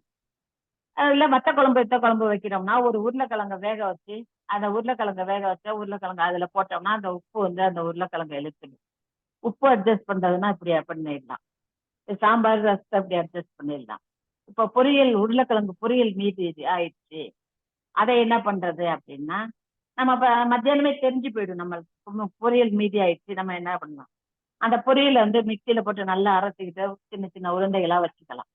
வச்சுக்கிட்டு பசங்க சாயங்காலம் வரும்போது அந்த பசங்களுக்கு அந்த சப்பாத்தி மாவு கொஞ்சம் பிணைஞ்சு வச்சுக்கிட்டு அதுல சப்பாத்தியில அந்த உருண்டையை வச்சு போலி கணக்கா போலிக்கு ஊற்றி வைப்போம்ல, வச்சு அதே போல தட்டி இதுன்னுட்டு சப்பாத்தியா ஆலு பரோட்டாங்கிறாங்கல்ல, அதே போல பரோட்டா சப்பாத்தியா பண்ணி கொடுக்கலாம். அப்படி இல்லை அப்படின்னா அந்த உருளைக்கிழங்க வந்து மைதா மாவை பிணைஞ்சு வச்சுட்டு உருளைக்கிழங்குல வந்து கரம் மசாலா பவுடர் போட்டு வெங்காயத்தை போட்டு கொஞ்சம் வதக்கிட்டு கரம் மசாலா பவுடர் போட்டு இந்த உருளைக்கிழங்கு பொரியலை போட்டு கொஞ்சம் வதக்கிட்டு அந்த இதை பூரணத்தை எடுத்து வச்சுக்கிட்டோம்னா, மைதா மாவை வச்சுட்டு அந்த கட் பண்ணிட்டு பாதியா கட் பண்ணிட்டு இந்த பூரணத்தை வச்சா சமோசாவா ரெடி ஆயிடும். 1 2 என்ன கேக்குதா, நான் சொல்றது கேக்குதா என்னன்னு தெரியல. எல்லாரும் நல்லா கேக்குது. நல்லா கேக்குது, நல்லா கேக்குது. சூப்பரா சமோசாவை செஞ்சிடலாம். அப்படி இல்ல அப்படின்னா நம்ம எங்க குழந்தைகளுக்கு அப்படி பிடிக்காது அப்படின்னா, இப்பதான் கடையில இந்த மாவு விற்கிது, பஜ்ஜி மாவு விற்கிதுல, அதை வாங்கிட்டு வந்து வச்சுட்டு இந்த உருண்டையை எடுத்து அதுல பஜ்ஜியில் போட்டு போண்டாவை எடுத்து கொடுத்துடலாம் பசங்களுக்கு. இது செஞ்சு கொடுத்துடலாம். பூரியா கூட அந்த சப்பாத்தியாட்டம் வச்சோம்ல நைஸா, அதை பூரியா கூட பண்ணி கொடுக்கலாம். அந்த பூரியை எண்ணெயில போட்டு கூட கொடுக்கலாம். உருளைக்கிழங்கு வச்சதை வந்து அது பூரியா போட்டு கொடுத்தா கூட அதுவும் அருமையா இருக்கும், அது நல்லா இருக்கும். இது அப்புறம் பீன்ஸ் பொரியல், இந்த கேரட் பொரியல் இதெல்லாம் இருந்தா கூட அதோட கொஞ்சம் வெங்காயத்தை நறுக்கி போட்டுட்டு இந்த பொரியலையும் போட்டுட்டு நல்லா வதக்கிட்டு கொஞ்சம் கரம் மசாலையும் போட்டுட்டு உருளைக்கிழங்கைய வேக வச்சு அதை அதுல போட்டு பிணைஞ்சிட்டு அதை உருட்டிக்கிட்டு அந்த உருட்டையை வச்சுட்டு அந்த கடல மாவுக்குள்ள முக்கி போட்டா வெஜிடபிள் போண்டா ரெடி ஆயி. அந்த வெஜிடபிள் போண்டா ரெடி ஆயி. நான் பேசுறது போதுமானா கொஞ்சம் பேசலாமா? சரி, அப்புறம் கொஞ்சம் முட்டைகோசு பொரியல் வச்சிருக்கோன்னு வைங்களேன். முட்டைகோசு பொரியல் மீதி போயிட்டு அந்த பொரியல் என்ன பண்ணலாம் அப்படின்னா, இந்த பஜ்ஜி மாவு இதுலயே கொஞ்சம் தண்ணி விடாம போட்டு பிணைஞ்சிட்டு வெஞ்சம் ஆனியனை நீட்டு சைஸ்ல நறுக்கி அதோட போட்டு பிணைஞ்சிட்டு உதுத்து விட்டோம்னா பக்கோடா ரெடி. சூப்பரா இருக்கும் பக்கோடா. முட்டைகோசு போட்ட மாதிரியே இருக்காது, ஆனியன் மட்டுமே இருக்கும். அந்த முட்டைகோசு பக்கோடா ரெடி ஆயிடும். அது செய்யலாம். இப்ப எல்லா காய்கறியும் போட்டு நாங்க தான் அப்படிதான் பண்ணியிருக்கோம் அப்படின்னாக்க நம்மகிட்ட எதுவுமே இல்லை, எதுவுமே பண்ணதுக்கு டக்குன்னு இல்ல, அந்த பசங்களுக்கு கொஞ்சம் எலுமிச்சட்டியில கொஞ்சம் நெய்யை விட்டு சீரகத்தை போட்டு ஒரு பச்சை மிளகாய் போட்டு கருவேப்பிலையை போட்டு எல்லாத்தையும் போட்டு இந்த வெஜிடபிள் இதை போட்டு ரைஸ் இருக்கும்ல, அதாவது வெஜிடபிள் ரைஸா பண்ணி கொடுத்துடலாம். எப்படி வேணாலும் பண்ணி கொடுத்துடலாம். Thank you madam. Okay ma'am. எல்லாரும் பேசுனது வேணா டைம் இருந்தா பேசுறேன். என்ன வேணாம் பேசுறேன். நன்றி ஓகே நன்றி எல்லாருக்கும் நன்றி. மேம், ரொம்ப ரொம்ப நன்றி. உங்களோட அனுபவம், நீண்ட நெடிய அனுபவத்தை வந்து இங்க நீங்க பகிர்ந்துகிட்டது நன்றி. ஆனா இந்த அதிர்ஷ்டம் வந்து எனக்கு வந்து நான் தான் சொன்னேன்ல, நான் தான் சொதப்பல் குவீன்னு. நானும் ட்ரை பண்றேன். இந்த அதிர்ஷ்டம் எனக்கு வந்ததே கிடையாது. இல்ல நீங்க 1 கிலோ மாவுக்கு 3/4 கிலோ அதிர்ஷ்டம் இது வெல்லம் தனியாவே வாங்கிட்டு வாங்க. நம்ம சேர்த்து வாங்கிட்டு வந்தா நமக்கு அளவு தெரியாது. 1 கிலோ அதிர்ஷ்ட மாவை ஊற வச்சு 1 மணி நேரம் ஊற வச்சிருங்க. நல்லா கழுவிட்டு ஒரு காய்ச்சல் காய்ச்சல் அந்த மாவை அரிசி எடுத்து பார்த்தா அப்படி பிடிக்கணும். பிடிச்சா டக்குன்னு கொட்டணும். அப்படி வச்சு அது மிஷின்ல அரைச்சிட்டு அதிர்ஷ்டத்துக்குன்னு சொல்லியே அதிர்ஷ்டம் வந்தா வைப்பாங்க. இந்த வெள்ளத்தை தட்டி கொஞ்சம் இதுன்னுட்டு அந்த தண்ணியை கொஞ்சமா ஊற்றி எடுத்துருங்க. எடுத்து அதுல மண்ணெல்லாம் இருக்கும்ல, அந்த மண்ணெல்லாம் எடுத்துட்டு வேற பாத்திரத்துல ஊற்றி திருப்பி கொஞ்சம் லைட் கம்பி பாக வச்ச போதும். சில பேரு நாங்க பிராமின் வந்து உடனே அதிர்ஷ்டத்துக்கு உடனே செய்வோம். செவசத்துக்கு மட்டும்தான் நாங்க செய்வோம். நம்ம சில பேர் தீபாவளிக்கு தான் செய்வாங்க. உடனே அதிர்ஷ்டம் செய்யணும்னா கெட்டி பாகு வச்சுக்கணும். இதே போல மிக்சியில போட்டு எடுத்துட்டு 1 டம்ளருக்கு 3/4 டம்ளர் வெல்லம் போதும். இல்ல 1.5 டம்ளருக்கு 3/4 டம்ளர் வெல்லம் சொல்லுவோம். மிக்சியில போடுறது கெட்டி பாகு வச்சுட்டு உடனே கலரிட்டு உடனே தட்டிடுவோம் நாங்க. அதிர்ஷ்டம் அதுவும் நல்ல பொலன்னு வரும். இல்ல வராத இந்த அதிர்ஷ்டத்தை நான் என்ன பண்ணேன்னா, அதோட கொஞ்சம் பொட்டுக்கடலை சேர்த்துட்டு நான் இது மாவிளக்கு போட்டேன்னு சொல்லி என் ஃப்ரெண்ட்ஸுக்கு எல்லாம் கொடுத்துட்டேன். சொல்லி நடந்ததுதான். நிஜமாலுமே நான் அந்த வேலை பண்ணேன்தான். சோ கொடுத்துட்டேன். மிச்சமா இருந்ததோட என்ன பண்ணேன்னா, கொஞ்சம் மைதா மாவு எவ்வளவுதான் கொடுக்க முடியும், சரி கொஞ்சம் அதுல மைதா மாவு சேர்த்து அதுல லைட்டா சின்ன சின்ன கேக் மாதிரி இது பண்ணி அதையும் எண்ணெயில பொரிச்சு எடுத்தா அது நல்லா வந்தது. அத சிம்ல ரொம்ப லோ ஃப்ளேம்ல வச்சு சில பேர் தீபாவளிக்கு அதிர்ஷ்டம் வந்து 4 நாளைக்கு முன்னாடியே கிளறி வச்சுடுவாங்க பாகு. அதுக்கு வந்து ரொம்ப பாகு வர வேணாம். வெல்லம் கரைஞ்சதும் அதுல சுக்கு பொடி போட்டு ஏலக்காய் பொடி போட்டு எல்லாத்தையும் போட்டு இந்த அரிசியை தனியா ஒரு இது வச்சு அந்த பாகை ஊற்றி கிளறி வச்சுட்டு கொஞ்சம் வெண்ணெயை போட்டு அதோட பிணைஞ்சு வச்சுட்டோம்னா அந்த துணியை வேடு கட்டிடுவாங்க. வேடு கட்டிட்டு 4 நாளைக்கு அப்புறம் எடுத்து அந்த அதிர்ஷ்டத்தை செய்வாங்க. அதுவும் நல்ல பழம். அந்த அதிர்ஷ்டத்தை இதுங்கும் போது இப்படி அமைக்கி ஒண்ணு அடுக்கணும்.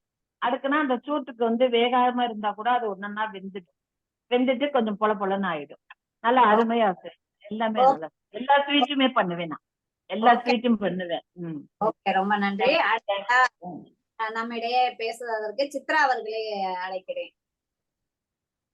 சித்ரா அவங்க சில டிப்ஸுங்க கொடுக்க வர்றாங்க.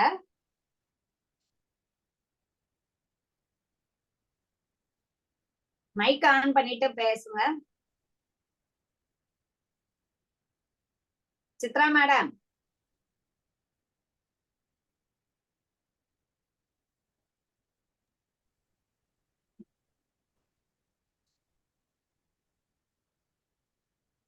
அவங்க இப்பதான் வர்றாங்க கீதை. இல்ல வேற யாரையும் கூப்பிடவா?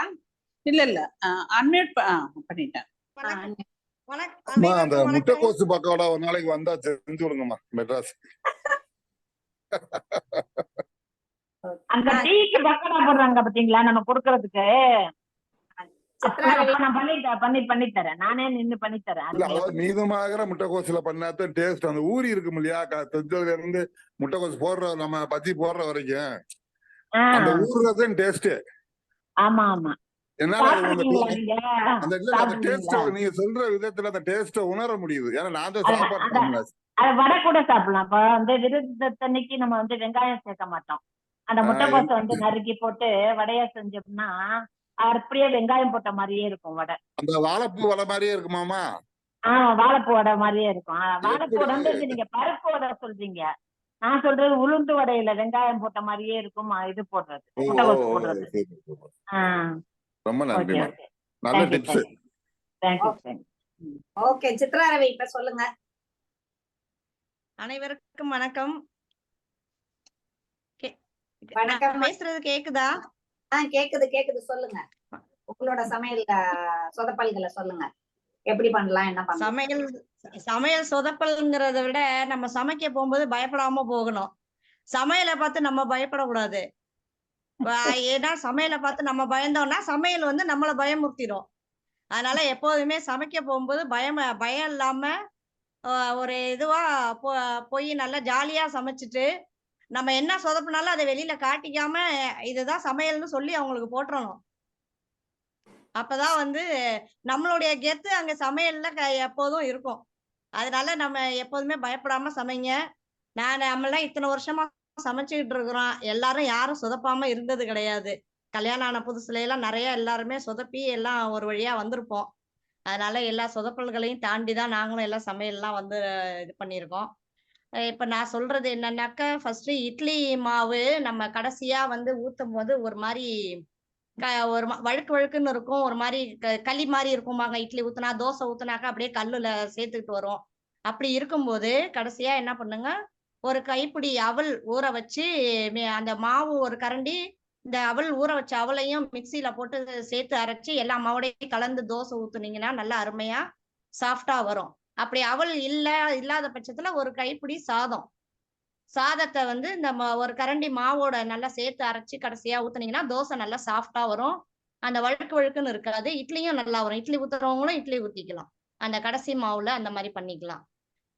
அடுத்தது வந்து அந்த உப்புமால வந்து சில நேரம் வந்து நம்மளுக்கு வந்து தண்ணி கொஞ்சம் கூட வச்சிட்டோம்னாக்கா ரவா போடும்போது நம்மளுக்கே தெரியும் தண்ணி கூட போயிருக்கு, ஒரு மாதிரி கொலன்னு வந்துரும். அப்படிங்கும்போது ஒரு 2 கைப்பிடி சேமியா வறுத்து வச்சுட்டு நம்ம சேமியாவை அதுல ஆட் பண்ணிட்டோம்னாக்க அந்த பொலப்பு வந்துடும். பொலன்னு இருக்கும் உப்புமா, நல்லா இருக்கும். அது செய்யலாம். அடுத்தது வந்து இந்த உருளைக்கிழங்கு கருணக்கிழங்கெல்லாம் நம்ம வறுக்கும்போது எண்ணெய் வந்து சில நேரம் சம்டைம்ஸ் கூட போயிடும் அல்லது தண்ணி கூட போயிடும்ன்ற பட்சத்துல என்ன பண்ணணும், கடைசியா பச்சரிசி மாவு ஒரு 2 ஸ்பூன் தூவிட்டீங்கன்னாக்கா நல்லா முறுமுறுப்போட தனித்தனியா வரும். அந்த குழப்பெல்லாம் இருக்காது.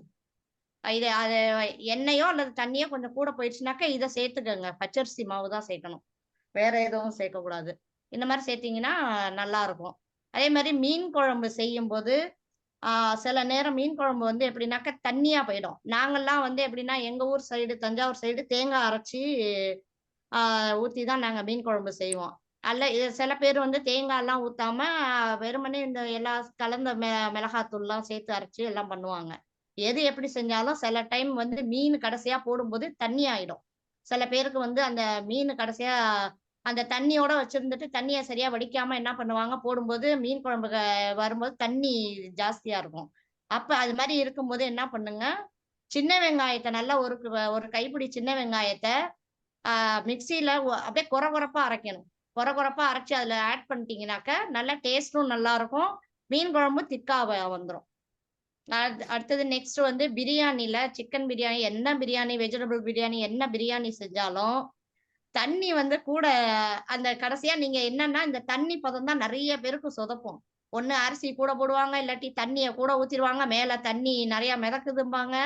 அந்த மாதிரி எல்லாம் இருக்கும்போது பயப்படாம என்ன பண்ணுங்க, தண்ணி கொஞ்சம் கூட ஆயிடுச்சு அப்படிங்கும்போது நீங்க உப்பு காரம் எல்லாம் டேஸ்ட் எல்லாம் பாத்துக்கோங்க. அதுல கொஞ்சம் எது கம்மியா இருக்கோ எது கூட இருக்கோ அதை பார்த்துட்டு அட்ஜஸ்ட் பண்ணிட்டு ஒரு கைப்பிடி அரிசியை எப்போதுமே தனியா வச்சுக்கோங்க. பாஸ்மதி ரைஸா இருந்தாலும் சரி, சீரக சம்பாவா இருந்தாலும் ஒரு கைப்பிடி அரிசியை இல்ல ஒரு 1/2 டம்ளர் அரிசியை தனியா வச்சுக்கோங்க. தனியா ஊரெல்லாம் வைக்க வேண்டாம், எதுவுமே தனியா வச்சுட்டு இந்த மாதிரி தண்ணி கூட போயிடுச்சுங்கும்போது உங்களுக்கு பயம் இருக்குது அப்படின்னாக்கா இந்த கைப்பிடி அரிசி அதுல சேர்த்துட்டு கலந்து விட்டுட்டு நீங்க தம் போடலாம், எது வேணாலும் பண்ணிட்டீங்கன்னாக்கா அப்படியே எல்லாம் உதிரா வரும். பயப்பட வேண்டிய அவசியமே கிடையாது. அது எல்லாம் நீங்க கேட்கலாம், ஊற வச்ச அரிசியும் இதுவும் எப்படி இதாகுமா, வெந்துருமா அப்படின்னாக்க அது எல்லாமே இது வந்து அது ஈக்குவல் பண்ணிடும். ஏன்னா அந்த தண்ணியை வந்து இது இழுத்துரும். இந்த அரிசி இழுக்கிறப்ப அது எல்லாமே கரெக்டா ஆயிடும், உதிரா வந்துடும். Thank you all. இதுவரை கேட்டதுக்கு, பொறுமையா கேட்டதுக்கு அனைவருக்கும் நன்றி. மிக்க மிக்க நன்றி தங்களின் அனுபவத்தை வந்து இங்க சொன்னதுல. இவங்க சித்ரா மேடம் வந்து பிரியாணி நல்லா பண்ணுவாங்க. உண்மையிலுமே நான்வெஜ் பிரியாணி இருக்கட்டும், எந்த பிரியாணினாலும் சூப்பரா பண்ணுவாங்க. அடுத்ததா சாந்தி மேம். வணக்கம். வணக்கம் சாந்தி பிரேம்குமார். வணக்கம். வணக்கம். வணக்கம். வணக்கம். சொல்லுங்க. வணக்கம். அதான் எல்லாருடைய அனுபவத்தையும் கேட்டேன். அதிர்சம் சொதப்பல், நானும் இதே அதிர்சம் சொதப்பல் பண்ணியிருக்கேன். கூடிய அதிர்சம்ன்றது எல்லாருக்கும் ஒரு பெரிய சிம்ம சொப்பனம் தான் போல இருக்கு. இவ்வளவு வயசுக்கு நான் பேரம் பேத்தி எடுத்துட்டு இன்னும் எனக்கு அதிர்சம் கரெக்டா வரவே வராது. மீதி எல்லாம் செய்வேன். இதே மாதிரி ஆமா இதே சொதப்பல் தான் பண்ணுவேன். ஆனா இதே பிரியாணி டிப்ஸ் அவங்க சொல்லும்போது அடுத்த வாட்டி ஃபங்க்ஷனுக்கு நான் எல்லாருக்கும் அதிர்ஷ்டம் சுட்டு எடுத்துட்டு வந்தேன். அதிர்ஷ்டம் தான். ஆமா அதுதான் பெரிய ஸ்பெஷல் அது. அதே மாதிரி இந்த 7 கப்ஸ்ன்னு ஒரு ஸ்வீட் பண்ணுவோம். அந்த மைதா அது கடலை மாவு 3 கப்பு, சர்க்கரை அந்த எல்லாமே 7 கப்ஸ்ல போடுறது. சர்க்கரை, பால், தேங்காய் திருவல் அது எல்லாமே. அதுவும் பண்ணி ஃபர்ஸ்ட் 1 டைம் சொதப்பல் பண்ணேன் நானு. இதே மாதிரி திருப்பி பொட்டுக்கடலை மாவை பவுடர் பண்ணி அதில் மிக்ஸ் பண்ணி தூக்கி ஃப்ரிட்ஜில் வச்சேன். அது கெட்டி ஆயிடுச்சு. அதுக்கப்புறம் கேக் மாதிரி கட் பண்ணிட்டேன். 7 கப்ஸ் கேக் கேள்விப்பட்டிருக்கீங்களா? ஆமா ஆமா ஆமா ஆமா அது நல்லா டேஸ்டாவும் இருக்கும். அந்த மாதிரி சரியா பக்குவம் வரலன்னா. மீதி மைசூர் பாக் பண்றதோட அது ஈஸி. எல்லாம் ஒண்ணா கொட்டி ஒரே கலர் கலர வேண்டியதுதான். அதுல கொஞ்சம் கூட ப்ரொபோர்ஷன் கூட குறைச்ச போயிடக்கூடாது. அதே மாதிரி பிரியாணி டிப்ஸ் சொன்னாங்க பாருங்க. அதே மாதிரி பிரியாணி நான் வெயிட் போடவே மாட்டேன். ஃபுல்லா வச்சு கிட்ட ஃபுல்லா சாதம் வெந்து வரும்போது சிம் பண்ணி வெயிட்டை போட்டு சிம் பண்ணிடுவேன். அடியே பிடிக்காது பாருங்க. பாத்திரத்துல குக்கர்ல அடியே பிடிக்காது. கிளீனா வந்துடும் அப்படியே சாதம். ஒரு லேயர் கூட வேஸ்ட் ஆகாம வரும் அது. டைரக்டா வெயிட்டை போட்டு விட்டோம்னா தான் அந்த ஒரு லேயர் அடி பிடிக்கும். அதே பிடிக்காது நான் பண்ற மெத்தட்ல. இதான் மற்றபடி நானும் சீக்கிரமா 13 வயசுல இருந்தே அடிப்படையில வந்தவ. அதனால ரொம்ப அந்த அளவுக்கு அதிக சொதப்பல்கள் பண்ணது கிடையாது. ஆமா நான் என் வீட்டுக்கு பெரிய பொண்ணு, பிறந்த இடத்துலயும் புகுந்த இடத்துலயும் பெரிய மருமக. அதனால எல்லாமே எனக்கு எக்ஸ்பீரியன்ஸ் ஜாஸ்தி. பெரிய சொதப்பல் கிடையாது. ஓகே எல்லாருடைய அனுபவம் கேட்டு எனக்கு தெரிஞ்சுக்கிட்டேன். இந்த அதிர்ஷ்டம் தான் பெரிய டிப்ஸா இருந்தது எனக்கு. மிக்க மகிழ்ச்சி பார்த்ததுல. ரொம்ப ரொம்ப நன்றி. ரொம்ப ரொம்ப நன்றி வந்து உங்களோட அனுபவத்தை பகிர்ந்துட்டதுக்கு. இதுக்கு இதுல நான் அதை முன்னாடி பெயர் கொடுத்தவங்க எல்லாம் சொல்லிட்டாங்க. இன்னும் காந்திமதி மேம் அல்லது இவங்க விஜயலட்சுமி மேம் பேசலாமா? பேசலாமா? பேசுங்க பேசுங்க. வணக்கம். அனைவருக்குமே வணக்கம். வணக்கம். அதாவது பாத்தீங்கன்னா எனக்கு அனுபவம் அப்படின்னு எடுத்தா 16 வயசுல சுடுதண்ணி வச்ச அனுபவம் தாங்க ஃபர்ஸ்ட். ஏன்னா ஒரு மரவள்ளி கிழங்கு, அதாவது குச்சி கிழங்குன்னு சொல்லுவோம் நம்ம சைட்ல. அது வேக வச்சு எடுத்து எனக்கு வடிக்க தெரியல. ஒரு 1/4 கிலோ கிழங்கு பக்கத்து வீட்டுக்காரங்க எல்லாம் வாங்கினாங்கன்னு நானும் ஆசைப்பட்டு வாங்கிட்டேன். கல்யாணம் பண்ண புதுசு. ஏன்னா எனக்கு எல்லாம் சின்ன வயசுலயே கல்யாணத்தை முடிச்சுட்டாங்க. 17 வயசுல நான் கல்யாணம் முடிச்சுட்டாங்க எனக்கு. அந்த மரவள்ளி கிழங்க வச்சு எடுத்து வடிச்சு வடிக்கும் பொழுது பாத்தீங்கன்னா கையில கொட்டிடுச்சு ஃபுல்லாவே. கன்சீவா இருந்ததும் தெரியல. அதனால அபோர்ட்டே ஆச்சு. எனக்கு ஒரு 2 மாசத்து குழந்தையே கருவே கலைஞ்சு போனது எனக்கு முதல் அனுபவம். சமையல் அதுதான் ஃபர்ஸ்ட் அனுபவம். அதுக்கப்புறம் 3 இயர்ஸ் கழிச்சுதான் எனக்கு எங்க பாப்பா பிறந்தா. அடுத்தது பாத்தீங்கன்னா சின்ன சின்ன டிப்ஸ் அப்படின்னா, சமையல்ல என்னோட எங்க வீட்டுக்காரர் சூப்பரா எக்ஸ்பர்ட், நல்லா சமைப்பாரு. இன்னைக்கும் எங்க பொண்ணு முட்டை பொரியல் வேணும்னா எங்க வீட்டுக்காரரை கூப்பிட்டு தான் சமைக்க சொல்லுவா. என்ன சமைக்க விட மாட்டா. நான் வந்து நான்வெஜ் எல்லாமே நல்லா சமைப்பேன். வெஜ்ஜுங்கிறது எனக்கு சொதப்பல் தான். சாம்பார் வச்சனா கூட கெட்டியா வச்சிருவேன். இப்ப தண்ணி மாதிரி எல்லாம் வைக்க மாட்டேன். தண்ணி மாதிரி வைக்கவும் தெரியாது. அதுக்கே எங்க வீட்டுக்காரர் என்ன தினமும் அர்ச்சனை பண்ணுவாரு. ஒரு சாம்பார் கூட உனக்கு ஒழுங்கா வைக்க தெரியல, நீ எல்லாம் என்னத்தான் சமைச்சு அப்படிம்பாரு. நான்வெஜ் எல்லாமே ஃபர்ஸ்ட் கிளாஸா சமைப்பேன். ஏன்னா அந்த பிரியாணி அப்படிங்கும் போது நம்ம என்ன பண்ணணும்னா, அந்த தலப்பாக்கட்டி பிரியாணில அந்த வாசனை பாருங்க தனியா வரும். அப்ப அந்த வாசனைக்கு என்ன போடுறாங்க அப்படின்னு நம்மளால கண்டே பிடிக்க முடியாது. அவங்க என்னத்தையும் கலந்து வச்சுக்கிறாங்கன்னு நினைப்போம். அப்படிலாம் எதுவும் இல்லை. அதுல இந்த பிரியாணிக்கு போடுற இன்கிரீடியன்ஸ் எல்லாத்தையுமே ஒன்னா போட்டு அரைச்சிருவாங்க. தனியா அதை மட்டும் தனியா பொடி பண்ணி எடுத்து அரைச்சு வச்சிட்டோம்னா, பிரியாணி அந்த அரிசி எல்லாம் போட்டதுக்கு அப்புறம் அந்த பொடியை சும்மா ஒரு சிட்டிகை அளவு தூவுனீங்கன்னாவே போதும். போட்டுட்டு நீங்க தம் போட்டீங்கனாலும் சரி, விசில் போட்டீங்கனாலும் சரி, ஒரு விசில் விட்டாவே போதுமானது. அதே மாதிரி பிரியாணிக்கு வந்து பச்சை தண்ணியை வந்து கலந்துடக்கூடாது. எப்பயுமே தண்ணி சுடு தண்ணி தான் வச்சுக்கணும். அந்த சுடு தண்ணியில உப்பு போட்டு வச்சுக்கணும். உப்பு போட்டுட்டோம்னா நம்ம பிரியாணிக்கு எடுத்து ஊத்துற தண்ணிக்கும் ஈக்குவலா உப்பு அதிகமா போகாது. சிக்கன் ஆகட்டும், மட்டன் ஆகட்டும், வெஜ் ஆகட்டும், எதுவா இருந்தாலும் கொஞ்சமா நீங்க உப்பு போட்டுட்டு அந்த சுடுதண்ணியில போடுற அந்த தண்ணி ஈக்குவல் பண்ணிக்கும், அந்த அரிசிக்கு ஈக்குவல் பண்ணிக்கும். அதே மாதிரி ஒரு சிலர் வந்து பாத்தீங்கன்னா பிரியாணியில தயிர் கலப்பாங்க. ஒரு சிலர் லெமன் மட்டும் போடுவாங்க. இங்க தயிர் கொஞ்சமா கலந்துக்கணும். லெமன் எல்லாம் பாத்தீங்கன்னா அந்த சிக்கனோ மட்டனோ அல்ல வெஜ் எதா இருந்தாலும் கொஞ்சம் தயிர் ஊத்தி கொஞ்சம் இஞ்சி பூண்டு பேஸ்ட் போட்டு அதுல லெமனும் புளிஞ்சு விட்டுறணும். புளிஞ்சு 10 நிமிஷம் ஊற விட்டுறணும். அப்படி போட்டு செய்யும் போது பாத்தீங்கன்னா அது ரொம்ப டேஸ்ட் கொடுக்கும். அதே மாதிரி ஒரு சில இடத்துல வந்து பாத்தீங்கன்னா அந்த மட்டனுக்கு மட்டன் வந்து தனியா கிரேவி மாதிரி செஞ்சுட்டு எடுத்து அதை தனியா ஃப்ரை பண்ணி கொடுக்க சொல்லுவாங்க. அப்ப அந்த ஃப்ரை பண்ணும் பொழுது கொஞ்சம் இஞ்சி பூண்டு விழுது போட்டுட்டு அது கூட நம்ம மட்டன் மசாலாவோ அல்லது வெறும் கறி மசாலா மட்டும் போட்டு பெரிய வெங்காயம் நிறைய கொஞ்சம் அறுத்து விட்டு தாளிச்சு அந்த சிக்கனை எடுத்து அல்லது மட்டன் எடுத்து போட்டு ஃப்ரை பண்ணிட்டீங்கன்னா அப்படியே தேனாமிர்தம் மாதிரி இருக்கும். யாருமே வேண்டான்னு சொல்ல மாட்டாங்க, மிச்சம் வைக்க மாட்டாங்க இலையில. அப்ப இதெல்லாம் வந்து பாத்தீங்கன்னா சின்ன சின்ன டிப்ஸ்ன்னு எடுத்துக்கலாம் நீங்க. எனக்கு வேற மத்த இப்ப மேம் சொன்னாங்க ஒருத்தங்க இட்லிக்கு வந்து அவுள் போடுங்கன்னு. அதாவது அரிசி ஊற வைக்கும் பொழுது நம்ம அவுள் தனியா ஊற வச்சு அந்த அரிசி எடுத்துட்டு உளுந்து தனியா அரைக்கும் பொழுது லைட்டா மட்டும் தண்ணி தெளிச்சு அதிக நேரம் ஓட விடக்கூடாது. கம்மி நேரம் ஓட விட்டு கொஞ்சம் கூட அவளும் சேர்த்து ஓட விட்டு எடுத்துட்டோம்னாவே இட்லி நல்ல நம்ம இந்த குஸ்பு இட்லின்னு சொல்லுவோம் பாத்தீங்களா, அந்த மாதிரி பொசு பொசுன்னு இருக்கும், நல்லா இருக்கும், சாஃப்டா இருக்கும் சாப்பிட்றதுக்கு. இவ்வளவுதான் எனக்கு தெரிஞ்ச அனுபவம். எங்க வீட்டுக்காரரு நல்லாவே சமைப்பாரு. எனக்கு உடம்புக்கு முடியலன்னா அவர்தான் சமையல் வல்லுனர். அவரு சொல்லுவாரு, காய்ச்சல் வந்துருச்சுன்னா கஞ்சில பூண்டு போடு, ஜீரகத்தை போடு, இதெல்லாம் போடும் பாரு. அது மாதிரி போட்டு கொடுத்தாவே காய்ச்சல் விட்டு போயிடும். இவ்வளவுதான் என்னோட அனுபவம். என்னோட அனுபவத்தை நான் இங்க பகிர்ந்துகிட்டேன். எனக்கும் வாய்ப்பு கொடுத்த கீதா அரணுக்கு ரொம்ப நன்றி மேம். ரொம்ப நன்றி மேம் விஜயலட்சுமி மேம். ரொம்ப ரொம்ப நன்றி உங்களோட அனுபவத்தை பகிர்ந்துட்டதுக்கு. இப்ப வேற யாரும் சொல்றதுக்கு இருக்கிறீங்களா? நலபாகர்கள்லாம் என்ன ஆனீங்க? வர்றீங்களா யாரும் சொல்றதுக்கு? Gopikumar sir, okay. Kanthimathi ma'am. Ma'am Maheswari ma'am வந்து ரைஸ் பண்ணிருக்காங்க, அவங்கள பேச விடுங்களேன். Ma'am. Hello ma'am, Maheswari ma'am கேக்குதுங்களா? மீட் எடுத்துட்டேன். அம்மா மோகன் நடராஜ் சார் தான் அங்க ரைஸ் பண்ணிருக்காரு, ஹேண்ட் ரைஸ் பண்ணிருக்காரு. இல்ல மகேஸ்வரி மேம் முத பண்ணியிருந்தாங்க. மகேஸ்வரி அவங்க பேசுறாங்களான்னு கேட்டுக்குங்க, நம்ம அப்புறம் கடைசியில் கூட பேசிக்கலாம். மகேஸ்வரி மேம் கை தூக்கி இருந்தாங்க. வணக்கம் மேடம், நான் கை தூக்கல, மோகன் நடராஜன் சார் தான் தூக்கி இருக்காங்க, நான் ரைஸ் பண்ணல. ஆமா ஆமா. இருந்தாலும் உங்க அனுபவங்களை சொல்லுங்க. என்னோட அனுபவம் அப்படின்னும் போது என்ன சொல்றது, ஆக்சுவலா நானும் ஒரு 12 வயசுல இருந்தே சமைக்க ஆரம்பிச்சிட்டேன். அப்படி ஒரு சுச்சுவேஷன் வீட்டுல. அக்கா மேரேஜ் ஆகி போயிட்டாங்க, அக்கா கூட இருக்க வேண்டிய சுச்சுவேஷன் அம்மாவுக்கு. அதனால படிக்கும் போதே சமையல் கட்டுக்குள்ள போயிட்டேன். ஆனா என்ன பண்ணுவேன்னா, நான் அப்போ சமைக்கும் போது ஸ்டார்டிங்ல அப்போ நான் சமைக்க ஆரம்பிச்ச உடனே எங்க வீட்டுல 12 லிட்டர் குக்கர் வாங்கி கொடுத்துட்டாங்க. கீழே அரிசி வச்சிருவேன், அதுக்கு அடுத்தது பருப்பு வச்சிருவேன், அப்புறம் ஒவ்வொரு காயா வச்சிருவேன். வச்சுட்டு அது ஏதோ ஒண்ணு எனக்கு தெரிஞ்சது அந்த வயசுல என்ன செய்ய முடியும், பக்கத்துல கேட்டு அம்மாட்ட கேட்டு அப்படி கேட்டு தாளிச்சிருவேன். அதவே அப்பா வந்து ஆஹா ஓஹோன்னு சாப்பிடுவாங்க.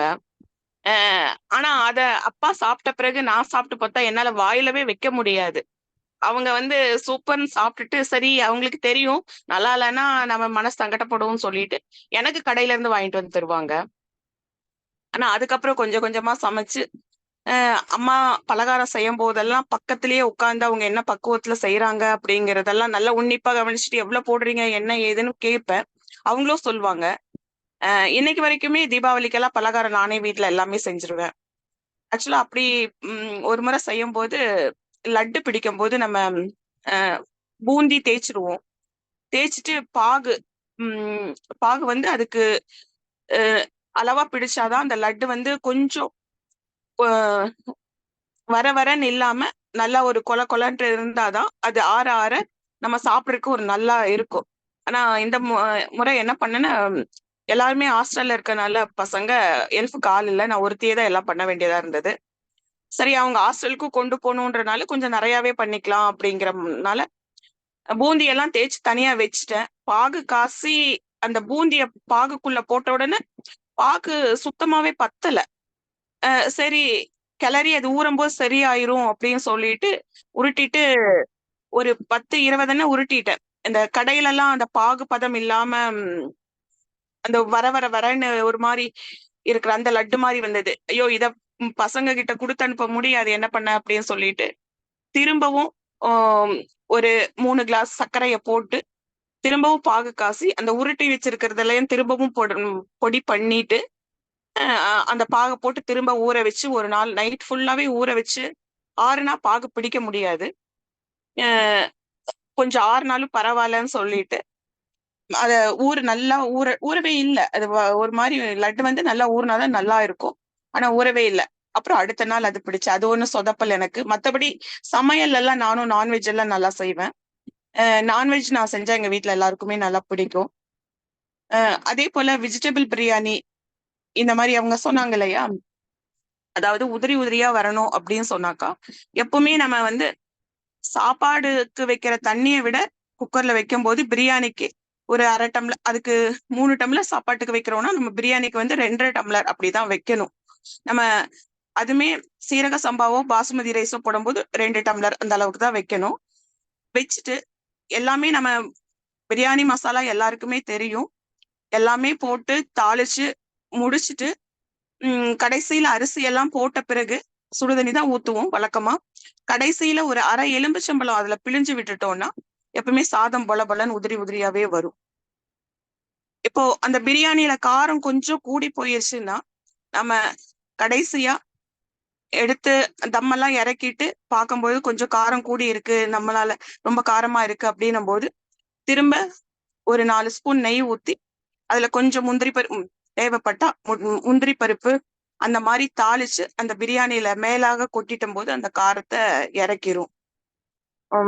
அதே போல மத்த பலகாரம் வெஜிடபிள் நான்வெஜ் எல்லாம் நல்லா செய்வேன். நான் இட்லி மட்டும் எனக்கு எப்பவுமே சொதப்போம். இட்லி வந்து மாவு அரைக்கும் போது அது தோசையா ஊத்தும் போது நல்லா வரும். இட்லியா ஊத்தும் போது கல்லு மாதிரி வராது, ஒரு மாதிரி அவ்வளவா இட்லின்ற மாதிரி வராது, அப்படிதான் இருக்கும். சரி அப்பவும் விட மாட்டேன், நான் ட்ரை பண்ணிட்டே தான் இருப்பேன். ஆனா கடைசி வரைக்கும் இது வரைக்குமே எனக்கு இட்லி மட்டும் கரெக்டான பக்குவத்துல வந்ததே கிடையாது. லாஸ்ட் டைம் ஒரு டைம் வீட்டுல கெஸ்ட் வந்திருந்தாங்க. சரி கெஸ்ட் வரும்போது நைட் டின்னர் செய்யும் போது ஒரு 2-3 டிஃபன் எல்லாம் செய்வோம் இல்லையா, சப்பாத்தி பரட்டிட்டு அதுலயே கொஞ்சம் பூரி போட்டு சப்பாத்தி போட்டு வச்சுட்டு சரி மாவு இருக்கு அதுல கொஞ்சம் தோசை ஊத்திட்டு கொஞ்சம் சேமியா பண்ணி வச்சுட்டு சரி இட்லியும் ஒரு விசில் ஊத்திடலான்னு ஊத்தியாச்சு. ஊத்துனா இட்லி சரியாவே இல்லை. இட்லிக்கு சட்னி எல்லாம் அரைச்சாச்சு கூட. என்ன பண்ண இட்லி சரியாவே இல்லை அப்படின்னவும் நம்ம ஓரளவுக்கு இட்லி வந்திருந்தா அதை பொடிச்சு போட்டு உப்புமாவா பண்ணுவோம். நம்ம ஆக்சுவலா உப்புமா பண்ணா நல்லா இருக்கும். இது வந்து கொஞ்சம் ரொம்பவே கொலன்ற மாதிரி ஆயிடுச்சு. தோசை நல்லா இருக்கு இட்லி நல்லா இல்லை அப்படின்ட்டு அந்த இட்லியை பொடிச்சது எல்லாம் எடுத்து எண்ணெயை நல்லா காய வச்சு அந்த இட்லி துண்டு துண்டா ஒரு இட்லிய ஒரு 5 பீஸா 6 பீஸா பண்ணிட்டு எண்ணெயில நல்லா மொறுன்னு வறுத்து எடுத்துட்டு அதுக்கப்புறம் பெரிய வெங்காயத்தை நல்லா பொடியா நறுக்கி கருவேப்பிலை அது கூட பச்சை மிளகாய் போட்டு ஒரு தக்காளியும் கட் பண்ணி வச்சுட்டு வெங்காயத்தை போட்டு கடுகு கடலைப்பருப்பு இந்த வெங்காயம் எல்லாம் போட்டுட்டு அதுக்கு மேல கறி மசாலா மிளகாத்தூள் இதெல்லாம் போட்டு தக்காளியும் போட்டு நல்லா வணக்கிட்டு கொஞ்சம் எண்ணெய் மட்டும் கொஞ்சம் அதிகமா ஊத்தி இந்த ஃப்ரை பண்ணி வச்சிருக்க இட்லியும் அதுல போட்டு வணக்கவும் அவங்களுக்கு எங்க வீட்டுல சாப்பிட்டுட்டாங்க. எல்லாம் சாப்பிட்டுட்டு சிக்கனை ஏன் தனியா எடுத்து ஃப்ரை பண்ணி வச்சிருக்க அப்படின்னாங்க. நம்ம பண்ண இட்லி சொதப்புன இட்லி சிக்கன் மாதிரி ஆயிடுச்சா அப்படிங்கிற மாதிரி ஒரு இருந்தது. இந்த மாதிரி அது போலதான் இட்லியும் எனக்கு மெயினா சொதப்பும். அது ஒண்ணுதான் சொதப்பும், மற்றபடி எல்லாமே அட்ஜஸ்ட் பண்ணிடுவேன். இவ்வளவு வருஷத்துல நல்லா இருக்குன்னு தான் சொல்லுவாங்க. அது அவங்க டிராவல், அதாவது வேலைக்கு போகும்போது அவங்க உத்தரகாண்ட் எல்லாம் இருக்கும் போதெல்லாம் 3 நாள் 4 நாள் ட்ரெயின்ல போகணும். ட்ரெயின்ல போறதுக்கு 3 விதம் 4 விதம் சாப்பாடே செய்யணும். காலையில டிஃபனுக்கு மட்டும் சப்பாத்தியே 3 நாள் போகணும்னா 3 நாளைக்கு சப்பாத்தி மட்டும் தனியா செய்யணும். அதுக்கப்புறம் புளி சாதம், தயிர் சாதம், எலுமிச்சை சாதம் இதெல்லாமே தனித்தனியா தான் பேக் பண்ணி கொடுக்கணும். அப்போ பேக் பண்ணி கொடுக்கும்போது நம்ம என்ன பண்ணுவோம், வேலை ஓவரா இருக்கும். அதனால பிளான் பண்ணிடுவேன். ஃபர்ஸ்ட் சமைக்கிறதுக்கு தேவையானதெல்லாம் உட்கார்ந்து எல்லாம் ரெடி பண்ணி தனித்தனியா தட்டுல எடுத்து வச்சிருவேன். அப்புறம் அவங்க கொண்டு போறதுக்கு ஒரு 2 மணி, அதாவது அவங்க கிளம்புறதுக்கு 2 மணி நேரத்துக்கு முன்னாடிதான் எல்லாம் பேக் பண்ணுவேன். ஆரி பேக் பண்ண அப்பதான் 3 நாளைக்கு நல்லா பக்குவமா இருக்கும் அப்படிங்கறனால. இப்போ அந்த காலையில ஒரு 2 மணி நேரம் 3 மணி நேரம் 3 மணி நேரம் கிச்சன்ட்ட நின்று சலிக்காம செய்வோம். அது கெட்டு போகாம இருக்கிறதுக்கு நம்ம கைப்படாம எதுலையுமே டிராவலுக்கு நம்ம சமையல் செய்யும் போது மட்டும் அதாவது சாப்பாடு செஞ்சிடலாம். அதுக்கப்புறம் அதுல வந்து தண்ணி சேர்க்காம தான் எதுவுமே இது பண்ணணும், கைப்படாம தான் பண்ணணும். அப்பதான் கடைசி வரைக்கும் கெட்டு போகாம இருக்கும். இன்னொன்னு வெங்காயமும் சேர்க்க கூடாது. வெங்காயம் சேர்த்தா 3 நாள் 4 நாள் டிராவல் பண்ணி சாப்பிடும் போது வந்து சரி இருக்காது. எங்க பசங்க கூட செய்ய சொல்லுவாங்க, எதுக்கு இவ்வளவு சிரமப்படுற, போற வழியில வாங்கி சாப்பிட சொல்லவே சாப்பிட்டுக்க சொல்ல வேண்டிய தனமா 3 மணி நேரம் 4 மணி நேரம் ஓயாம கிச்சன்ல நின்னுட்டு இருக்க அப்படின்னுவாங்க. ஆனாலும் அவங்க கேட்க அவங்க வீட்ல இருந்து கொண்டு போற வழியில டிராவல்ல வாங்கி சாப்பிடுற சாப்பாடெல்லாம் அவ்வளவா சரி இருக்காது. வீட்ல இருந்து கொண்டு போகும்போது போய் கூட ஒரு நாள் கூட வச்சு சாப்பிடலாம்னுவாங்க. அது ஒரு ஆத்ம திருப்தி நமக்கு கொடுத்து அனுப்புறது. இது என் டிப்ஸா சொல்றேன், எடுத்துக்கங்க. எனக்கு வாய்ப்பு கொடுத்ததுக்கு நன்றி. வாழ்க வளமுடன். ஓகே மேம், ரொம்ப ரொம்ப நன்றி மேம். மகேஸ்வரி மேம் சூப்பரா சொன்னீங்க. நல்ல டிப்ஸ். தனிமதி மேம் முடிச்சுக்கலாமா? Thank you ma'am. மோகன் நடராஜன் சார், நீங்க எதுவும் சொல்றீங்களா? மேடம் வணக்கம் மேடம். நிகழ்ச்சி வழக்கம் போல அருமையா இருந்தது. ஓகே, சொல்லுங்க. சமையல் சொதப்பல் சொல்லணும் போது நிறைய டிப்ஸ் தான் சொல்லியிருக்கீங்க. யாருமே சொதப்பல் பெருசா சொல்லவே இல்லை. இருந்தாலும் நான் ஒரு சின்ன சொதப்பல் மட்டும் சொல்லிடுறேன் மேடம். நான் மேரேஜ் பண்ண முன்னாடி அம்மா எல்லாம் பலகாரம் செஞ்சிருவாங்க. மேரேஜ் ஆனதுக்கப்புறம் வீட்டில் முறுக்கு சுலான்னு ரெடி ஆச்சு மேடம். ரெடி ஆகிட்டு முறுக்கு சரி எனக்கு பிழிஞ்சு கொடுக்க சொன்னாங்க வீட்டில் எடுக்கிறேன்ட்டு. அது பிழிஞ்சு போடும்போது முறுக்கு பிழிஞ்சு உள்ளே போட்டதுக்கப்புறம் உதிரியாக வந்து ஆரம்பிச்சிச்சு. அப்போ தான் ஈரா ரொம்ப தண்ணியா இருக்க மாதிரி சொன்னான்ட்டு அவர் மறுபடியும் அரிசி மாவு பொட்டுக்கடலை கொஞ்சம் கலந்து பிணைஞ்சு போட்டு அது பாட்டுக்கு உள்ள போட்டதுக்கப்புறம் எண்ணெயில பொங்கி வந்து விறகடுப்புலாம் செஞ்சோம். அந்த விறகே நனைஞ்சு நெருப்பு பிடிச்சி எறிகிற மாதிரி ஆயிடுச்சுங்க ஃபுல்லாவே. அப்புறம் மறுபடியும் என்னடான்னு பார்த்தா அப்புறம் அம்மா வந்துட்டு அப்படிங்க வந்துட்டு என் மாவு பொட்டுக்கடலை மாவும் அரிசி மாவும் நல்லா உள்ள பிணையணும், செட் ஆகல, நல்லா செட் ஆகனால தான் உனக்கு பொங்கி வருது அப்படின்ட்டு அப்புறம் வீட்டில் அம்மா வந்து மறுபடியும் பிணைஞ்சு உள்ள போட்டு கொடுத்தாங்க. இது திருமணம் ஆனதுக்கப்புறம் ஒரு பெரிய சொதப்பல். வீட்டுக்காரமா கொஞ்சம் இப்பதான் கத்துக்கிட்டு அப்படி நல்லா செஞ்சுட்டு இருக்கேன் அப்படி மேடம். ஓகே, ஓகேங்க சார். இதுதான் என்னோட வாழ்க்கையில. ஆமா மேடம். Thank you madam. ஓகேங்க சார், ரொம்ப நன்றிங்க சார். நீங்களும் வந்து உங்களோட ரொம்ப ரொம்ப நன்றி. என்னோட ரீசெண்ட் சொதப்பல் வந்து நானும் சும்மா இருக்க மாட்டேன், ஏதாவது ஒண்ணு பண்ணணும்னு கேக் பண்றேன்னு சொல்லிட்டு அவன்ல கேக் பண்ணலான்னு சொல்லிட்டு போய் கடைசியில அது வந்து அடையாதான் வந்தது. இனிப்பு அடையாக மாறியது கேக்கு அவனுக்குள்ளவே. அப்படிதான் வந்துச்சு. இது மாதிரி நான் பண்ணுவேன் நிறையா. அதனால எங்க வீட்டுல அவங்க சொல்லிடுவாங்க, நீ ஒழுங்கா எப்பயும் பண்ற ரெகுலரா பண்றதே பண்ணி, நீ புதுசா எதையும் ட்ரை பண்ணிடாத அப்படின்ட்டுருவாங்க. ஏன்னா அவங்க நல்லா சமைப்பாங்க வீட்டுல. ஆனாலும் நான் சமைக்கிறத சாப்பிட்டுருவாங்க. ஏன்னா ஒண்ணும் குறை சொல்ல மாட்டாங்க. ஏன்னா குறை சொன்னா அப்புறம் அவங்க சமைக்க சொல்லிடுவேன்னு பயம்தான், வேற ஒண்ணும் இல்லை. அதனால உஷாரா அதெல்லாம் நான் சொல்றத நான் செய்யறத சத்தம் படாம சாப்பிட்டுருவாங்க. ஓகே மேம், நிகழ்ச்சிய முடிச்சுக்கலாமா? காந்திமதி மேம் உங்களோட முடிவுரை சொல்லி நிகழ்ச்சியை என் பண்ணுங்க. நீங்க வாங்க. என்னோட முடிவுரை ஒன்னே ஒண்ணு சொல்லிடுறேன். இந்த மகேஸ்வரி மேடம் சொன்னாங்கல்ல, இட்லி சரியாவே வரமாட்டேங்குது எனக்கு அப்படின்னு சொன்னாங்கல்ல. அவங்க இட்லிக்கு ஊற வைக்கும் போது ஒரே ஒரு பிடி பச்சரிசியை ஊற வைக்க சொன்னாங்க. சில பேர் அவல் சொன்னாங்க, அதையும் போட்டுக்கலாம். அரைக்கும் போது அவல் போட்டு அரைக்கலாம். அதுக்கு முன்னாடியே ஊற வைக்கும் போது ஒரே ஒரு பிடி பச்சரிசியை போட்டு ஊற வச்சுட்டு நைஸ் ரவா கணக்கா எடுக்கணுமா அரிசி மாவை. உளுந்து மாவு அரைச்சு நான் மறுநாள் காலையில போகும்போது அரிசியை மாவு போட்டு கலக்காம கலக்கி ஊத்தாம அப்படியே மேலால எடுத்து ஊத்தணும்னா இட்லி பஞ்சு போல இருக்கும். அது சில பேரு கலக்கிடுவாங்க, மாவை போட்டு கலக்கிடுவாங்க, கடண்டியை போட்டு கடன்னு கலக்கி கல்லு போல ஆயிடும் அந்த இட்லி. கலக்காம கடைசி வரைக்கும் கலக்க வேணாம். நம்ம அப்படியே மேலால லைட்டா பொங்கி இருக்கும் போதே அப்படியே எடுத்து ஒவ்வொரு இதுல ஊத்துனோம்னா நல்ல சாஃப்டா இருக்கும். அப்படியே ஃப்ரிட்ஜ்ல வச்சுட்டு அப்படியே எடுத்து ஒரு கிண்ணத்துல எடுத்து வச்சுட்டு அது சாப்பிட்ட கூலிங் ஆறுனதும் திருப்பி அப்படியே ஊத்தலாம், கலக்கலாம் வேணாம். கடைசி வரைக்கும் கலக்க வேணாம். அவங்க கடைசியில சொன்னாங்க தண்ணியா இருக்கும் மாவு அப்படின்னாங்க. அதுக்கு வேணா தோசை மாவா ஊத்திக்கலாம். கடைசி 3 நாளைக்கு வச்சிருக்காங்கல்ல, அதே போல 3 நாளைக்கு வச்சிருந்தா கூட அந்த மாவை வந்து கலக்காம அப்படியே எடுத்து ஊத்தலாம். ஊத்துனா இட்லி சாப்பிட்டா இருக்கும். நல்லா அருமையா. எல்லாருக்கும் நன்றி. வணக்கம். புனிதா. ஹேமராஜ் கிருஷ்ணன் அவர்கள் ஏதாவது சொல்றீங்களா? மேடம் ஒரு சின்ன சொதப்பல் கதை மட்டும் சொல்றேன் மேடம்.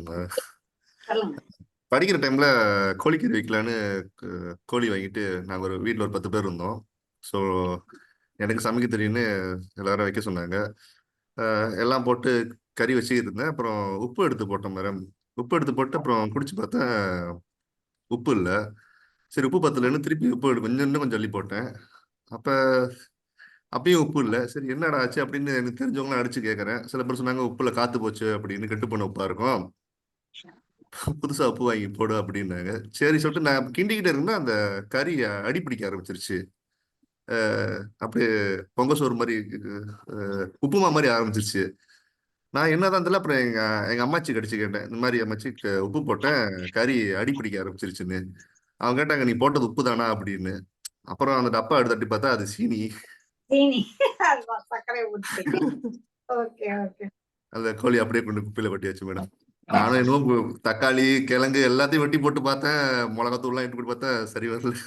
இல்ல அதே வராது. ஏன்னா எந்த பொருளையும் அந்த சீனிய போட்டோம்னா வேகாது. நம்ம மத்த எந்த ஐட்டம் கூட நீங்க பண்ண பாருங்க. மெயினா அந்த கேசரி பண்றப்ப நிறைய பேர் பண்ணக்கூடிய தப்பு வந்து அந்த சர்க்கரையை முன்னாடி போட்டுருவாங்க. ரவா வேகவே வேகாது. ரவா வெந்த பிறகுதான் சர்க்கரையை போடணும். சர்க்கரையை நீங்க எந்த பொருள்லயுமே சரி, சர்க்கரையை நீங்க சேர்த்துட்டீங்கன்னா வேகாது அந்த ஐட்டம். நீங்க இன்னொரு ஐட்டத்தை வேக வைக்கிறப்ப சர்க்கரை போட்டீங்கன்னா வேகாது. சரிதான் மேடம். அந்த கோழி வேவல வேகவே நீங்க எவ்வளவு அதுக்கப்புறம் நீங்க அதை என்ன தண்ணி ஊத்தினாலும் சரி, என்னாலும் வேகாது அது. ஆமா மேடம். சோ அதான் மேடம், அது ஒரு படிக்கிற டைம்ல, யூனிவர்சிட்டி டைம்ல ஒரு 20 வயசுல நடந்தது. அதுக்கப்புறம் தப்பு திருப்பி பண்ணல.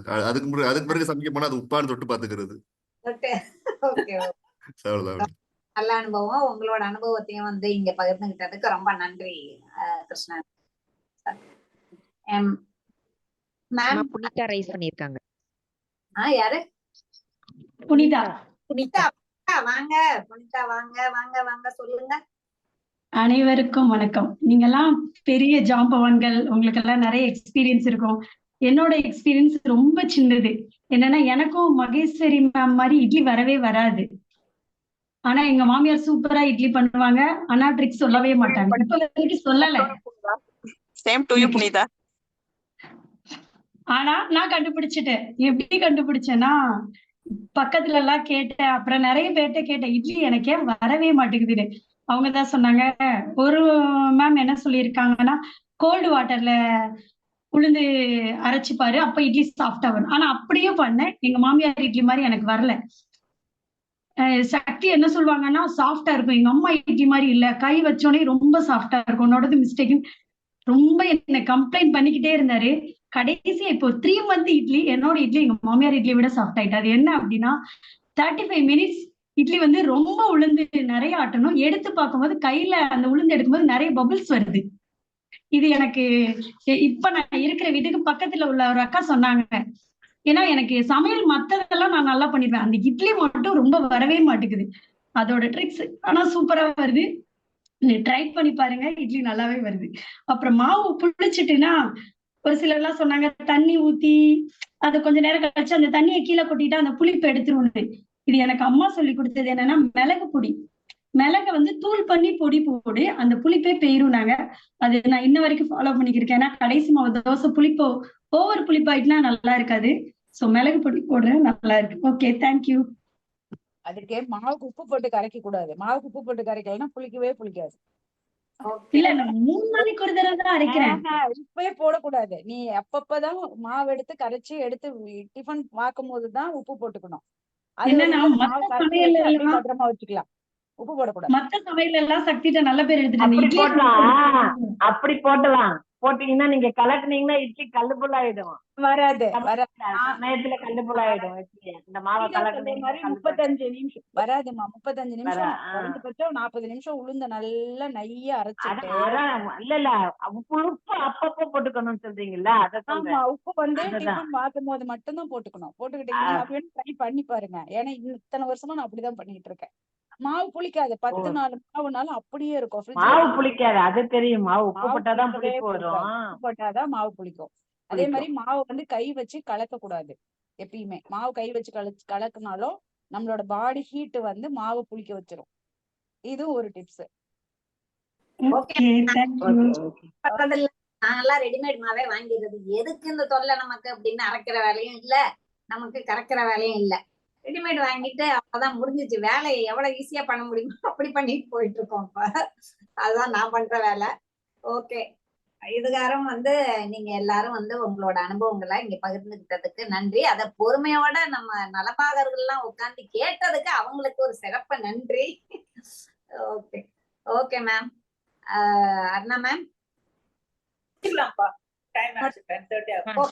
ஓகே, எங்களது சென்னராஜ தமிழ் சேனலின் அழைப்பை ஏற்று இங்க வந்து உங்களது பதிவுகளை இங்க கொடுத்தமைக்கு மிகவும் நன்றி. இனி இன்னொரு நிகழ்ச்சியில பார்ப்போம். வணக்கம். நன்றி நன்றி அனைவருக்கும் தேங்க்யூ நன்றி. மேடம். எல்லாருக்கும் அனைவருக்கும் நன்றி. நன்றி நன்றி. பல்லவி ரெக்கார்டிங் என் பண்ணுமா? பல்லவி தூங்கிட்டாளா? அம்மா என்கிட்ட ரெக்கார்டிங் இல்லம்மா, சார் கிட்ட தான் இருக்கு ரெக்கார்டிங். மேம் காந்திமதி மேம் என் பண்ணுங்க, ரெக்கார்டிங் என் பண்ணுங்க.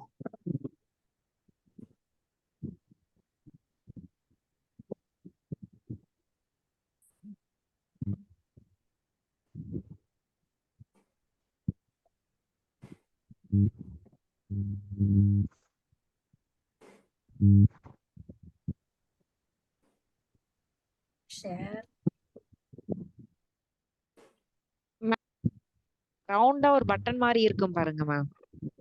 இல்லையே, அந்த 3 வீடியோ டாட் இருக்கு. இருக்கு. இளம்போ நாகர்கோயில்ல இருந்து என்ன பேசுறீங்க இளம்போ சார்?